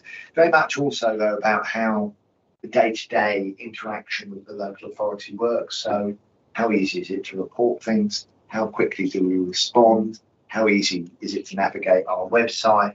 So all of those have various standards around them, things that we're looking at. So it's quite in depth, and it is to work consumer standards before, but not on this area. And this is absolutely new. So and there'll be a specific part of the inspection team that will be focused on not just hearing our account of, but actually seeing firsthand some of the work we do. Thank you. So if there are no other questions on this paper, then we will be able to move on to agenda item A8. Which is one question about consultation. On the previous page. Yes. Page 93. How often this consultation takes place? So all we've done is we brought a number. All we're saying here is that we have brought a number of papers on the regulation changes to Tenants Consultative Committee, and I've also done it at the residents' conference. I had gone through in some detail at the residents' conference and told people about what they are. There's not a huge amount of say, I'm afraid, that residents can have in terms of altering what those standards are, because that regulation is imposed, but understanding what's in it is relative. So I presented at the tenants conference in front of John the year before last. Thank you. Thank you. So we now move to agenda item A8, which is the Building Safety Act 2022 update. And this paper provides an update on key progress in housing management in relation to the implementation of the Building Safety Act 2022. And this follows on from the previous report that was presented to the committee in November 2023. Councillor Scotland Bay will present the report alongside Dan Hawthorne, Doug Goldberg, Tina. So we were meant to have Fiona Leonard, but something's come up. So I've got some help which don't have nameplates, but if it's okay, Chair, is it okay if we introduce? Absolutely. And we're here. Yes. So I want to go first. I'm Tina Mystery, and I'm one of two building safety managers for the borough. I'm Ross Strada, the head of fire, health and safety. Hi, I'm Simon Rogers. I'm the capital delivery manager in the Motorworks team. Thank you. So yes, Sop, would you like to begin? Well, I'll leave that to. So your first paper is one about the Building Safety Act. It will set out what we have. It does set out where we have got in terms of our building safety cases, but also it's a tool. That's one major element of it. It also discusses the other element where they have the building control function for buildings over 18 communities. And I know we have discussed individually that, but we want to just give you an update on those things. And I'm ably supported by colleagues here. You will see in there that we have submitted 12 building safety cases. We have had no fact yet, but we're still not sure if anyone's had a certificate since it went live in April of last year. And so that's the situation we're in. We're still getting quite a few questions, and we're dealing with those. But we feel our experience with the building safety regulator up to this point been reasonably cool. I'm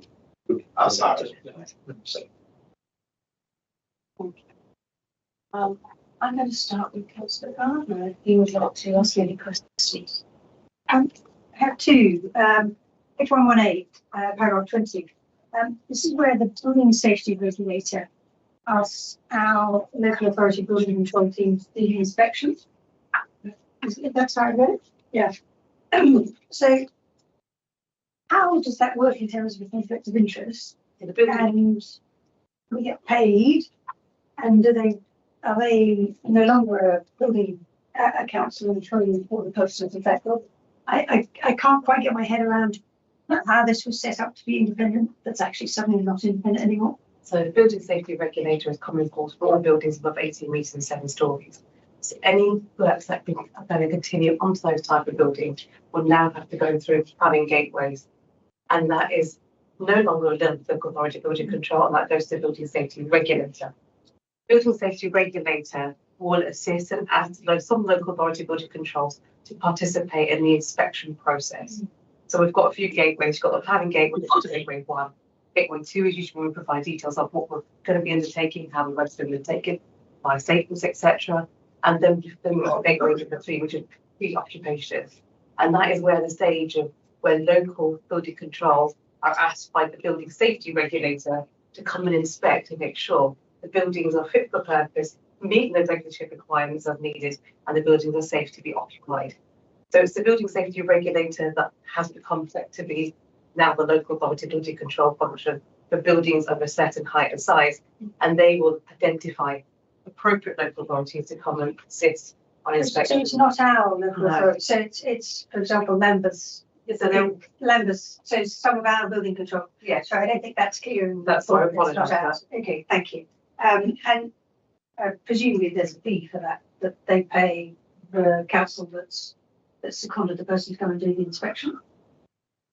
Yeah, the whole building control industry works on a fee basis, Yes. doesn't it? So yeah, so I think that must be happening. Even to read the report, they charge us by the hour as well.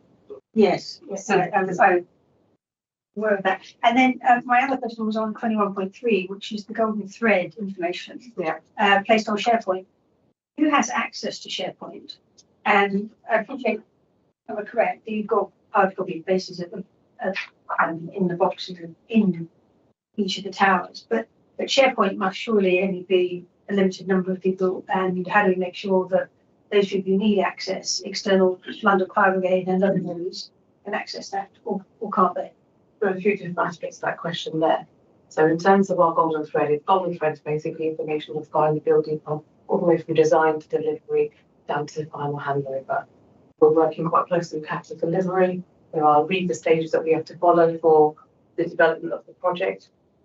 There are different naming conventions that are involved in things. So what our intention is to keep everything on SharePoint. SharePoint also is underpinned by our Keystone and our compliance database.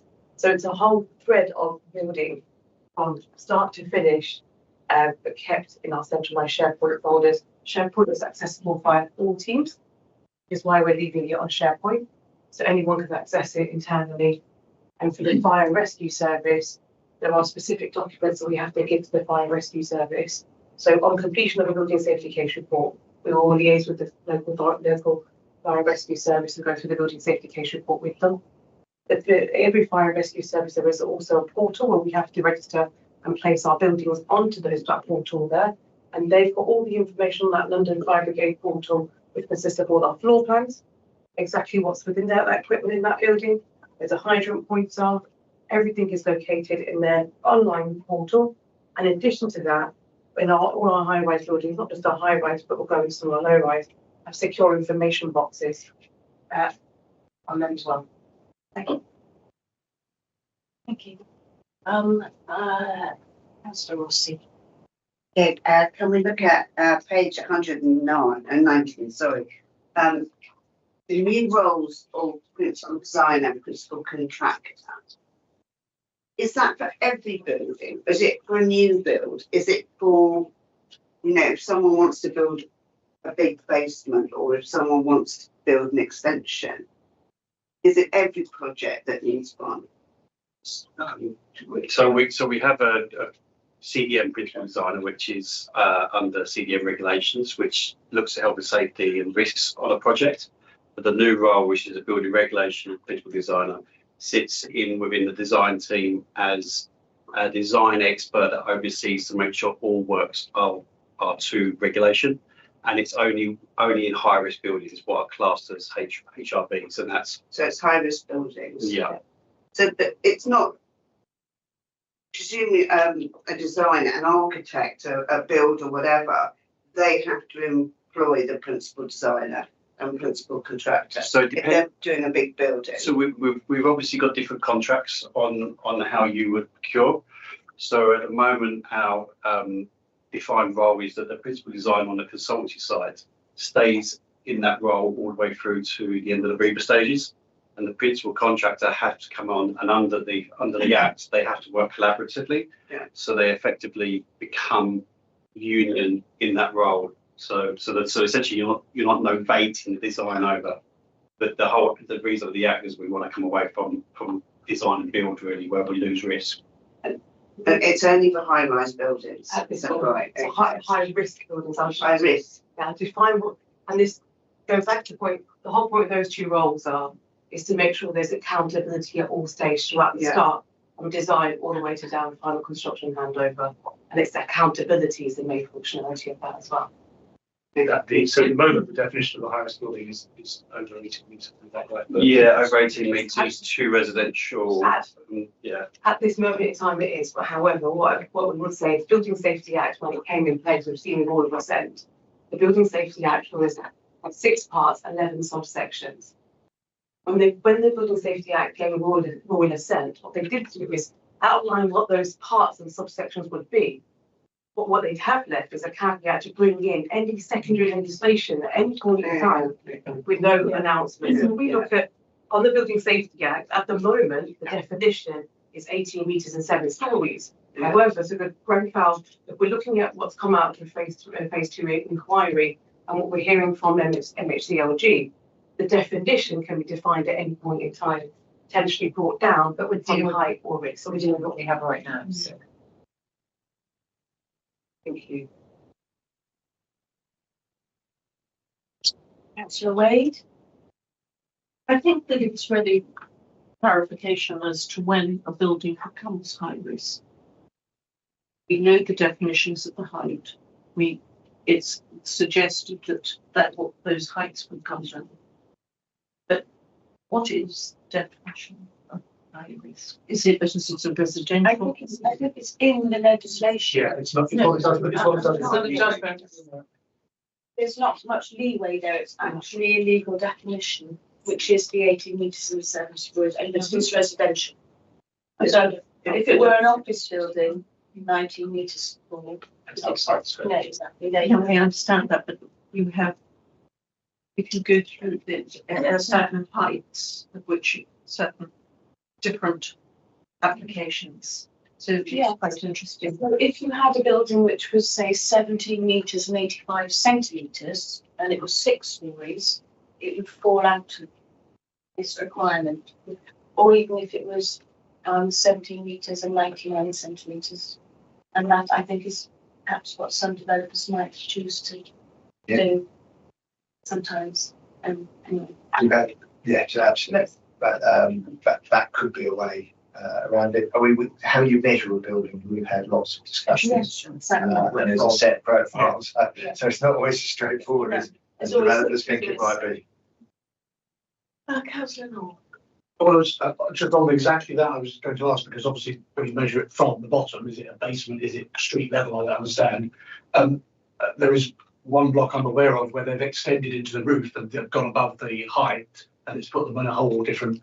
So that, in theory, is going to make it more difficult for us if we need to extend some of our buildings, top hatting, I think it used to be called, into that, because the prohibited cost with the extra legislation, inspection, quarterly, and all that sort of thing might prohibit private blocks as well as our blocks in the future. Is that the case? I mean, if you look around the borough, That's what I was touching on. Yeah, That yeah. actually the majority of the buildings that we have will be Exactly. added on to. Yeah. Or dug down to. Yes. There is actual guidance on how you measure a building. Yeah. in the building safety act, there's guidance on how the building measures on street level and above. And then any extensions above that, any extension above that will classify from that roof. Sure. Councillor Issa. No. So I don't think I have anything in addition to add to this, except to say to thank you all very much for a very helpful paper, and to thank the team for what's clearly you have a lot of expertise on the team. So thank you. Thank you. We do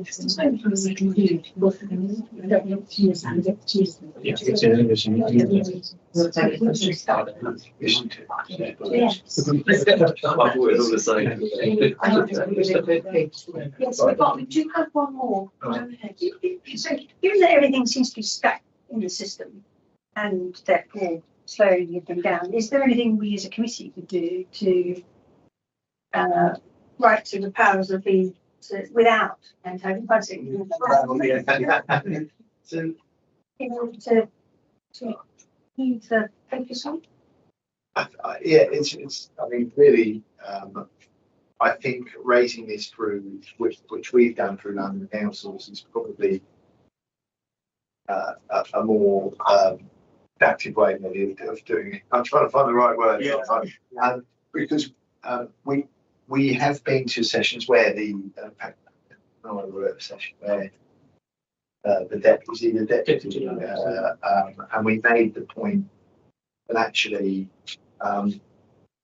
slowing it down is not, the whole purpose of this is to move it forward so that it builds safer. And we don't know if there's things that we haven't spotted in our building safety cases that the regulator may see, but we submitted our first one back in June. Precisely, kind of just to be 8 months. One needs to be cautious in the way that one interacts with the regulator, and so we have been trying to make that point exactly through London councils, which actually I think is the most effective way, at least because that aggregated voice has more of an impact. And as colleagues have said, we know that everyone's having the same experience. But I appreciate your offer. Yes, thank you. I mean, I think it's useful for us all to be aware of this issue, that maybe perhaps in informal conversations we will use it, because it might be helpful. So thank you. So in that case, we will move along to item A9, which is biosafety update from housing management. Again, I will read this stuff. The same team, the very same expert team here. So this report follows the same format, more or less, the previous reports, although we have deliberately left in some extra information about what a fire risk assessment entails. Lots of people think it's very straightforward, and I don't think we've shared that before. And it's quite, it's not. There's got a lot of facets to it, which is new, and we also then go on to talk about progress on our fire doors and where we're at. We're almost at the end of that tranche. Although as life moves on, we find new things that might need to be done, and so I'm not sure we'll ever end, to be honest with you, in terms of that. And it's really a position statement of what the fire safety team have been up to, where we're carrying out our various works, and it's the sort of thing we brought pretty well every year to select committee. Thank you. Shall I begin with Councillor Easton? Do you have any questions? No. Councillor Roster. Yeah, I'm sure that we are doing what we need to do. I'm absolutely convinced by that, and thank you very much for this report. I'm just slightly worried. What about the registered providers? What about private? I mean, do we have any say or any oversight of that? I mean, are they doing what you're doing? The regulator for social housing, which we talked about earlier, will absolutely have some oversight in terms of their fire safety. Yeah. Because they have our oversight as well. So that's a new regulatory regime. Yeah, we do, and of course we do have a rate, not in our department. The council has a regulatory function in respect of private rented housing through the environmental team, and so any concern that a tenant had about the fire safety in their building could raise that with that team. In relation, and in fact, their jurisdiction extends to housing associations too. I guess one thing I would say about the housing associations as well is that we have a kind of regular get together with them, kind of a working level, to talk about it and kind of share practice on issues of common interest. And you won't be surprised to hear that issues of safety and fire safety are pretty high up our agenda there. Mm-hmm. So while we don't have any control over what they do or any enforcement power over what they do from our department, we can certainly show what we are doing and hope to a certain extent to lead by example, if that makes sense. We share best practice with them. Yeah.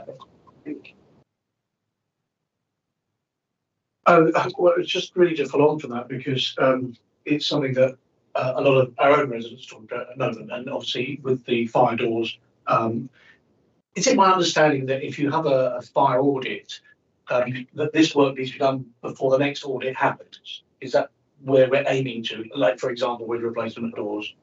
Well, my understanding, the colleagues will be able to say, like, my understanding is that actions in a fire system get graded at different levels, and some of which have a grade 2 emergency and others for completion. Is that right? Absolutely. It's set out. So there will be things that will be recommended to be done with a certain period of time, and the expectation is that we would do that. There are others which are less serious, and maybe recommendations that if you've got resources, that might be a good thing to do. So they grade it all the way down, so it doesn't naturally follow like that. And we have changed fire risk assessors. As usual, we used to have Turnham Townsend, wasn't it? And now we have Oakleaf. And they've had different approaches. And it goes back to my view that I think having a set commonality of professional standards across is probably where we need to be. But yeah, we clearly then track every recommendation, and that's what we were talking about backlog. We've got a significant amount all in one go. So we track them all to conclusion. A separate system to review details on the priorities and the targets or different timescales of the work. Because with a separate house, I'm a trustee for a charity that represents management blocks around the area, and it is a hot potato. And I'm shocked to hear that people are swapping fire auditors to get a different result, and also with the contractors for doing the work. There's a huge variety, and even in my own ward, I know that there's a quote being given by the council, and it's a block where there's a number of leaseholders that are thinking they can get a better deal than the council can, and I'd be very interested to see what the outcome of that, because the difference is half price that they're looking at. It's a case of whether they replace the door altogether in a period property or whether they actually retrofit it to fit. So I would only ask, it's not a question I think you can answer, is that please let's our officers make sure that we are getting the best deals, because it can make a huge amount. You know, one block of flats having doors replaced at £900 rather than £1,800 per door can make a huge difference in our budgets. Actually, that is more expensive. following on from your point about high risk assessment, it is a concern that there's such a variety of opinions given. Do you know, or do you have a feel as to whether it's going to become regulated? It's a recommendation of the inquiry report. So I No, I meant the actual, as following on from the Councillor Moore's comment, the problem is that you can look up on the web, you can get a whole load of different. No, exactly that. So there's a recommendation of the inquiry report that industry of risk assessors should be regulated, and that's been accredited in order to be able to do that work. And so when government responds to the report in March, we will see whether the government plans to act on that recommendation. If I had to bet now, I expect that they will. And is accreditation already that you can have? And we've got it's just not mandatory. It's just not mandatory. So we asked for that accreditation. Our staff, a number of our staff have that accreditation. So that's where it needs to move to.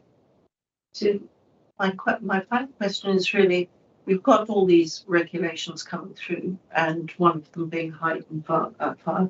Given the fact that the borough has pressure to increase their stock, and one of the potentials was adding on to buildings, how is that going to impact on one, delivery and cost? Probably won't. If you're trying to. So regarding about the top hatting and building, which I know my predecessor was keen on and I am keen on as well, as Councillor North alluded to earlier, it's probably going to be very hard to do now. Yeah. But it was already quite a complicated thing for me. So that's going to hit our targets. And it will make it more complicated. It won't necessarily mean it's impossible, but as Councillor Millay says, it'll just raise that bar even higher for a project like that to be viable. Because it's already affecting new build. Absolutely. I mean, so retrofitting an old conservation property in South Kennels. We haven't talked about the change in the Mayor of London's planning rules about second staircases, which just have similar. So have you had to reevaluate how many? Well, we don't. It's not a live part of our programme at the moment, the targeting element. So there's no kind of live work that we've had to reevaluate. But it's something that we're looking at as part of the next phase of the programme, and it will absolutely, the issues that you raise will inform that analysis. And probably none of this regulation is not to be welcomed because it's making our residents safer, but it will inevitably change the way that the viability works out for some projects. It's just given the target we're supposed to make 5,000 tons. I think we agree that they're not achievable either. Thank you. Councillor Cardinal. I'd like to come back to leaseholders. And I know I asked this last meeting. I still don't feel I have an answer, which is for all the works that we do to a block, if the leaseholders aren't upgrading their doors, you've got a weak point. So how well are we monitoring leaseholders, and how effectively, or what percentage can you say are doing the works, and if so, on time, or how much, what are the gaps? So we have two dedicated staff members that are looking at all the disorders that's been recommended to change the doors. And we write to them regularly, so we have letters that we write to them and work with them and try to encourage them to make the changes as soon as possible. So we'll write 3 letters and we'll discuss with them the best way. There is an option for them to access some kind of funding for the doors as well. So we make it as easy as possible for them. Can we enforce it? Yes. Yes, because it's a risk if they don't change the door. For example, it's a passing risk for other people when they come in. And the last resort is illegal. So statistically, how many have we got? How many have complied? How many are we chasing? And I completely appreciate this is a big cost. You know, I've seen quotes, as you say, £2,500 plus VAT, or £700 to retrofit an existing door. Those are big cash sums. And it would be very helpful for us as a committee to understand what are the categories for you to be able to benefit from a financial fund. You know, what do you have to tick in terms of boxes? So for me, there are 2 things. One, I'd like to actually understand how many we've got, how many haven't applied, and what stage we're reaching. And the second one is actually what's the criteria for the funding that you can apply for. We'll come back to We'll you come with back to that, you. because I think it's a really important thing that we're all really aware about the fire doors, and also it's not just leaseholders, some of our tenants, you know, we have difficulties accessing them, they don't want various vulnerabilities, they don't want to engage, so we'll bring you, shall we bring you back just, you know, one page, I promise, no more. Chair, can I just ask one sort of add-on point Yes, to you that? can, yes. There's the other one, which may be the elephant in the room. The worst case scenario, what is the cost of litigation to follow up? Because if a 75-year-old lady has decided she's lived there for 50 years and she's not replacing her door at the cost of £2,000, who's going to take them to court? And where's the money coming from to do that? I mean, you'd think the London Fire Brigade would be the enforcement body, but I can't imagine they've got a budget to take the individual to court. So is it going to be the landlord going to take us to court? And has that been tested yet? So have we? Because I just worry about a landlord's taking us to court for not replacing something that they're individually responsible for. Because I think the phrase "best endeavours" is normally used by landlords in this area. So where we have commenced the sort of threat of legal action and the notices, they've complied. So I am looking for a test case, because ultimately it would be a good thing. We'd like one test case just to see. No, ideally we don't want. Well, we need to understand compliance. where our lease. Yeah, well, of course we do. But there is a lease that we need to just put. You know, we need to understand that we have the powers to do this. And this is where your building safety. So Building Safety Act part of 18 metres and 7 stories. But the Building Safety Act equally is equal responsibility amongst the residents as well as the landlord. There is section 94 and 95 and 96 in the Act itself that allows the landlord to take any tenant under the contravention notice of not fulfilling the safety of the building, which is ultimately a last resort. But as a team, we collectively do a lot of engagement with the leaseholders and social residents to make sure that we can work alongside them to explain the most simplest way of what's required in their doors and why we're asking them to do what we're doing. Because I would imagine also that if we don't get anywhere near 100% compliance, let's suppose we have a few in a block, then when we go to get our fire, our insurance, and it's not compliant, then that will be an added risk to the insurance of the block, which is what one of the private blocks very close to here has found out, because they've got 10% non-compliance and their money for their fire insurance has just gone up because it's not compliant with legislation. I think there will be, because this is new, there will be non-compliance until people realise that they have to do it, and then they will.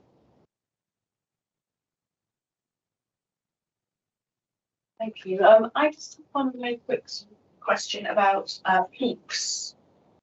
Now, what I was wondering about was in cases where somebody perhaps has a temporary mobility restriction, are we managing those in any way, or is that a bridge too far? I think if a resident wants to share that information, they just come out of hospital and they're immobile for some reason or other. I think yes, we would definitely take that on board. Don't think we would probably necessarily do with a busy one. We are due to write to everyone. Aren't we? Yeah. This is maybe, and that goes to everyone. Yes. So maybe we say if you are, we might add that into the letter that they have a temporary. Yes, I mean, if somebody breaks their leg, for instance, then that would have an impact on. So quite often in specific cases, it depends on capturing it through our kind of resident liaison officers in different ways, rather than such a formal way. Often it might be the caretaker would know, or the resident liaison officer, and so then maybe we need to work out how we capture that information from them, feed it back to Team's team. But we do that quite well. Excellent. So we are on site, you're on site fair bit, so residents do know you by name and who we are. And I went to a great one when you were doing it at Silchester, and you knew everyone's birthday. I mean, it was great. I was very impressed. And so it's something we do know. When you see residents on a regular basis, you know which ones are fine. And there has been one particular state where the resident fell broke the hip temporarily. But we did arrange a PCFR for them. And when they were fine, we've also arranged to make sure they were okay afterwards as well. So if there are no further questions, Lloyd? Just what it's not to the paper, but I'm referring to page 80 that looks at the Barbary Road. We looked at the actual road on the Julia Street. Fantastic. I think everyone was blown away by those visits. And I noticed that we're talking about the first phase being handed over at the end of this year. Is that correct? For the Barbary Road? So poor Christine was sitting here Yeah. waiting for our questions on this bit of the paper. Well, my question was actually, can we have a visit when it's finished? Great. Of course. Yeah, so certainly that invitation is always open. Because we're all excited. I drive past every week and I see a bit, it's just adding to But it. also, if you want an actual site visit, whilst it's, I mean, I quite like it, you know, going on the building site. I'm sure that can be arranged. Hard hat, high vis. Yeah, that was my point, because I think it's a major development and it's got some really unusual features, which. And the community areas. Yeah, exactly. To say, audit keeps asking about finals, and I've asked them, Hughes, to talk to you, and I think some of this report, certainly the presentation you gave for TCC, I thought was very helpful. So perhaps it could be shared. I work quite closely with one, don't we? We were found wanting at the beginning of part doors. That's why it's. I thought that maybe might come to an end as we. I thought we convinced them we were on. So there are two audit members who bring it up. Okay. But share brings. I will liaise with Daily Hughes. Yeah. Thank you. Thank you all very much. So we move on now to paper A10, which is the hospital's working group report. This report sets out the final report and recommendations of the hospital's working group, which was convened by the select committee as part of its annual work programme. And the committee members are invited to discuss and agree the final report and recommendations of the hospital's working group, which is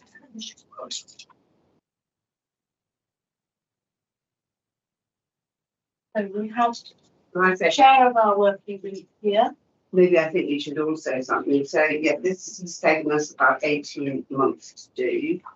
And when we started out, I think the reason for it, certainly in my mind, probably Linda will back me up on this, was there were some tenants, or not tenants, I'm on the wrong page, but there were some residents who were really, really concerned about social behaviour.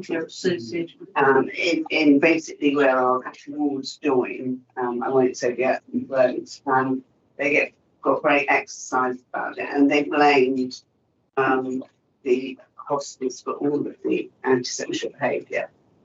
So I thought that we ought to look into this because the residents were so upset about it all.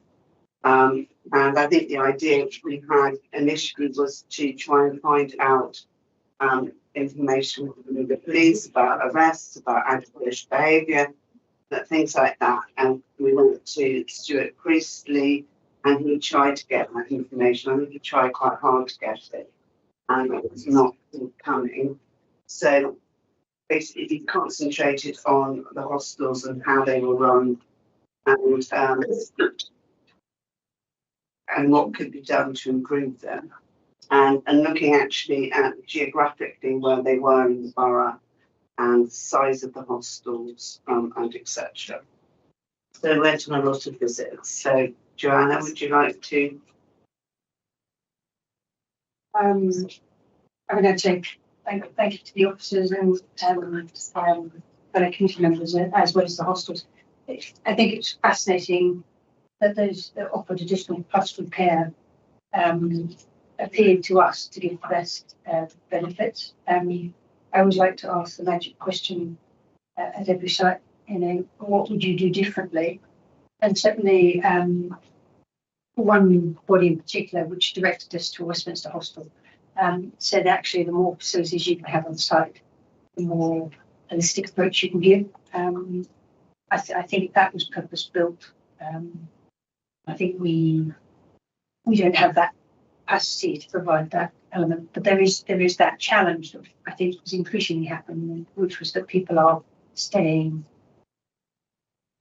in one place for longer as opposed to moving on. And I think we would like to see more pastoral care rolled out in order that in order that actually you can get people back on their feet earlier and longer, and also offer post-hospital support for longer.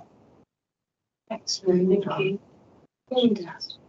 I think that I was surprised that it was quite trying to acquire the initial information about hospitals and where they were located, how they were graded, which didn't seem to compare to the visit. So there are kind of clearly issues around the different methods of nomination via the housing options team and the variability of information provided, which then has the consequence that you might have an inappropriately placed person within a hospital that is perhaps not getting the care needs that they require. I think tendering specification needs to be looked at. I think the monitoring of those contracts. But I think on a human scale, I think it's where, if you consider the concept of a hospital as supporting an individual in need to transition into independent living or being able to manage, I would have said that only a couple of hospitals actually delivered what I would call, as you said, the pastoral care, the slightly. There were some which had a disconnect between the impact of their hospital dwellers and the community. They felt that the outside was actually irrelevant to them, rather than considering, rather like if you have a vulnerable person, you need to know where they are at 4 o'clock in the morning. You need to know whether or not they're associating with people that are not supporting their recovery. So I think there were a couple that we went to that I thought were really very nice. They're predominantly smaller, where the staff clearly knew the occupants. I think that's right. In general, the smaller ones were better. Yeah. And the care was better. But when we went to the Westminster hostel, it seemed that even that was a big hostel, that they managed to keep that feeling of looking after people, knowing all their names and everything. So I think that visit proved to me that you could do it. But it was far more holistic. Yes, it was much. They had other services, nurses and things like that coming in, but it did show that you could have a big hostel that provided that. But I think that the one particular one we went to, where if you place somebody in need and they've got nothing to do apart from see Turning Point on a Thursday at 1:30 in the afternoon, but you're not endeavouring to see how they could be structured, how you could support their life skills development, was completely lacking. But it was also when we asked them about whether they would walk round the area, Outside, yes. and one of them said, "Oh, well, that's not up to us. It's up to the council. It's up to the council." Yet their clients may be sitting on a wall with a whole load of other drug dependent people, which is not facilitating the change of life. It's not promoting the main objectives. So I would query in some cases the cost, whether it's value for money. If people have gone to rehab or they've gone through some progress and they're placed in some accommodation where drugs are more available inside the hospital than they are outside. I think that's right. I mean, at the end of the day, it's not us that provide the hostels, but we nominate people to them and we pay the registered providers to look after these people. And some of them, not all of the hostels, had the attitude, well, once they're outside the door, they're nothing to do with us. And I think that's really poor if we're giving them money, that they have that attitude.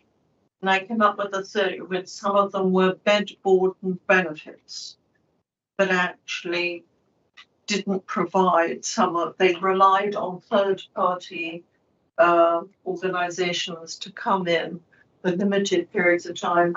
And it wasn't very clear as to whether or not there's any enforcement for those people to actually attend those sessions. And presumably, when the council is paying, presumably it's paying the same across all hospitals, so it wouldn't be the case that some maybe are better resourced. I don't know because we didn't go into that. There are 3 levels of need: low, medium and high. And then there are the adult social care beds, there's 60 of them, and for people like with schizophrenia and that. So there might be different scales within it. I'm not quite sure. But we lacked extra care. The accommodation is actually paid for out of housing benefit. As benefits. So as a result, what the council is paying for is the additional services. And in some cases, as Linda said, she very much felt that it was a sort of a bit more of a tick box. And as a result, people were twiddling their thumbs rather than being either tasked with doing something or brought into a communal activity. And we do recognise that actually some people will struggle to be part of a community, but if your hostel isn't trying to be outward looking and bringing you into those, it's very hard for somebody to self-start in that situation. So so some of the best contracts that we had seen were the latter providers that have been let recently, and I think the officers, the council officers we met, were talking about they are looking at that as their preferred model going forward. So, but the council also it pays. I mean, I'm not sure about what you would call the plug-in services at the turning point, whatever coming in, but the Housing Solutions Department or Housing Needs, they pay for the running of the hostel, the managing of the hostel. And so what strikes me as being very poor value for money is that they have these very vulnerable people with addictions and mental health problems, and once they leave through the front door, they think they're not their problem anymore. And I find that shocking in a way. But it's also the fact that I think we have to recognise we have an increase of demand. Yeah. And therefore, if you don't have the capacity, this actually leads to high levels of vulnerability in the hostels, which make it quite hard for them to manage. Of course, yes. Now, just before we go on, Joanna, I see that Dahaba has a question. Yes, thank you, Chair. What I have seen is also the level of support which the people with either high need or medium need with mental health issue they get, and environment, same as Beatrice, the customers, the houses. Yes, I do. I have seen, one day they said they will close, and then they some of them they will not help for housing benefit. They do not help, and the rent areas to address, no GB. And when they want to give independent accommodation, they said, oh, you cannot get because you do not pay rent enough, you do not pay this, and they were supposed to help. And I forward email and also, I think you have seen that. I saw it, but when I asked, because this is in my ward, I basically they said for those that they hadn't, there were sort of individual reasons, and I think that sort of non-payment and all the rest of it came into it. So sometimes, what can you do? But they should have. And I had that specific person has not even GB registered. So, and our council, they support these hostels to help, and our tenants. And then, the tenant which has a mental health issue, not get the support they were supposed to get. But GB registered, their health condition is not known. No one cares. So if there's an individual case where someone isn't getting the support they need, I think you could The marriage race, did you say it was in your ward? It is, but you know, I have to say there are other incidents where people in the hostels get evicted.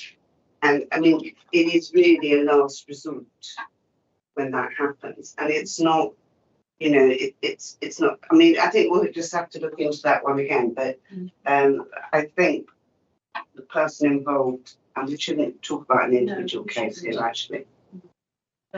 So I would just like to say, first and foremost, just bringing us back, we are to discuss and agree the recommendation, agree the planning report and recommendations.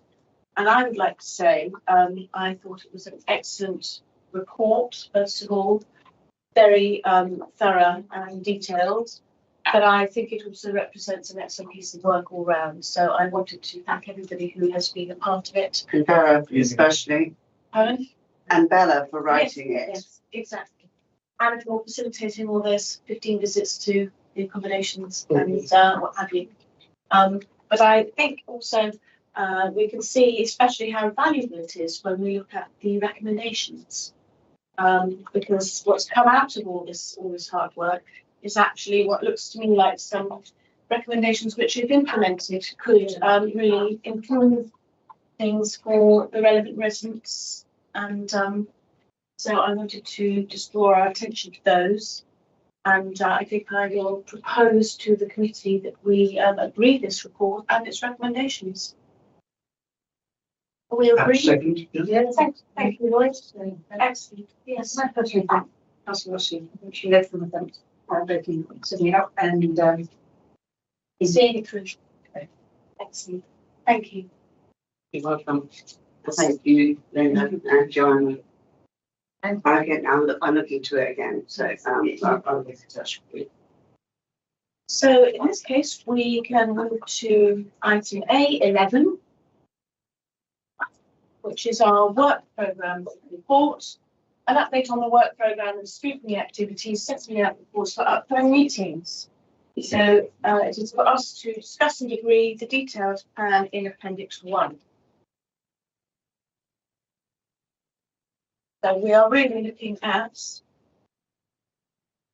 page 197 and 8, as we are approaching the end of this municipal year. Does anyone have anything they'd like to say on any of these items?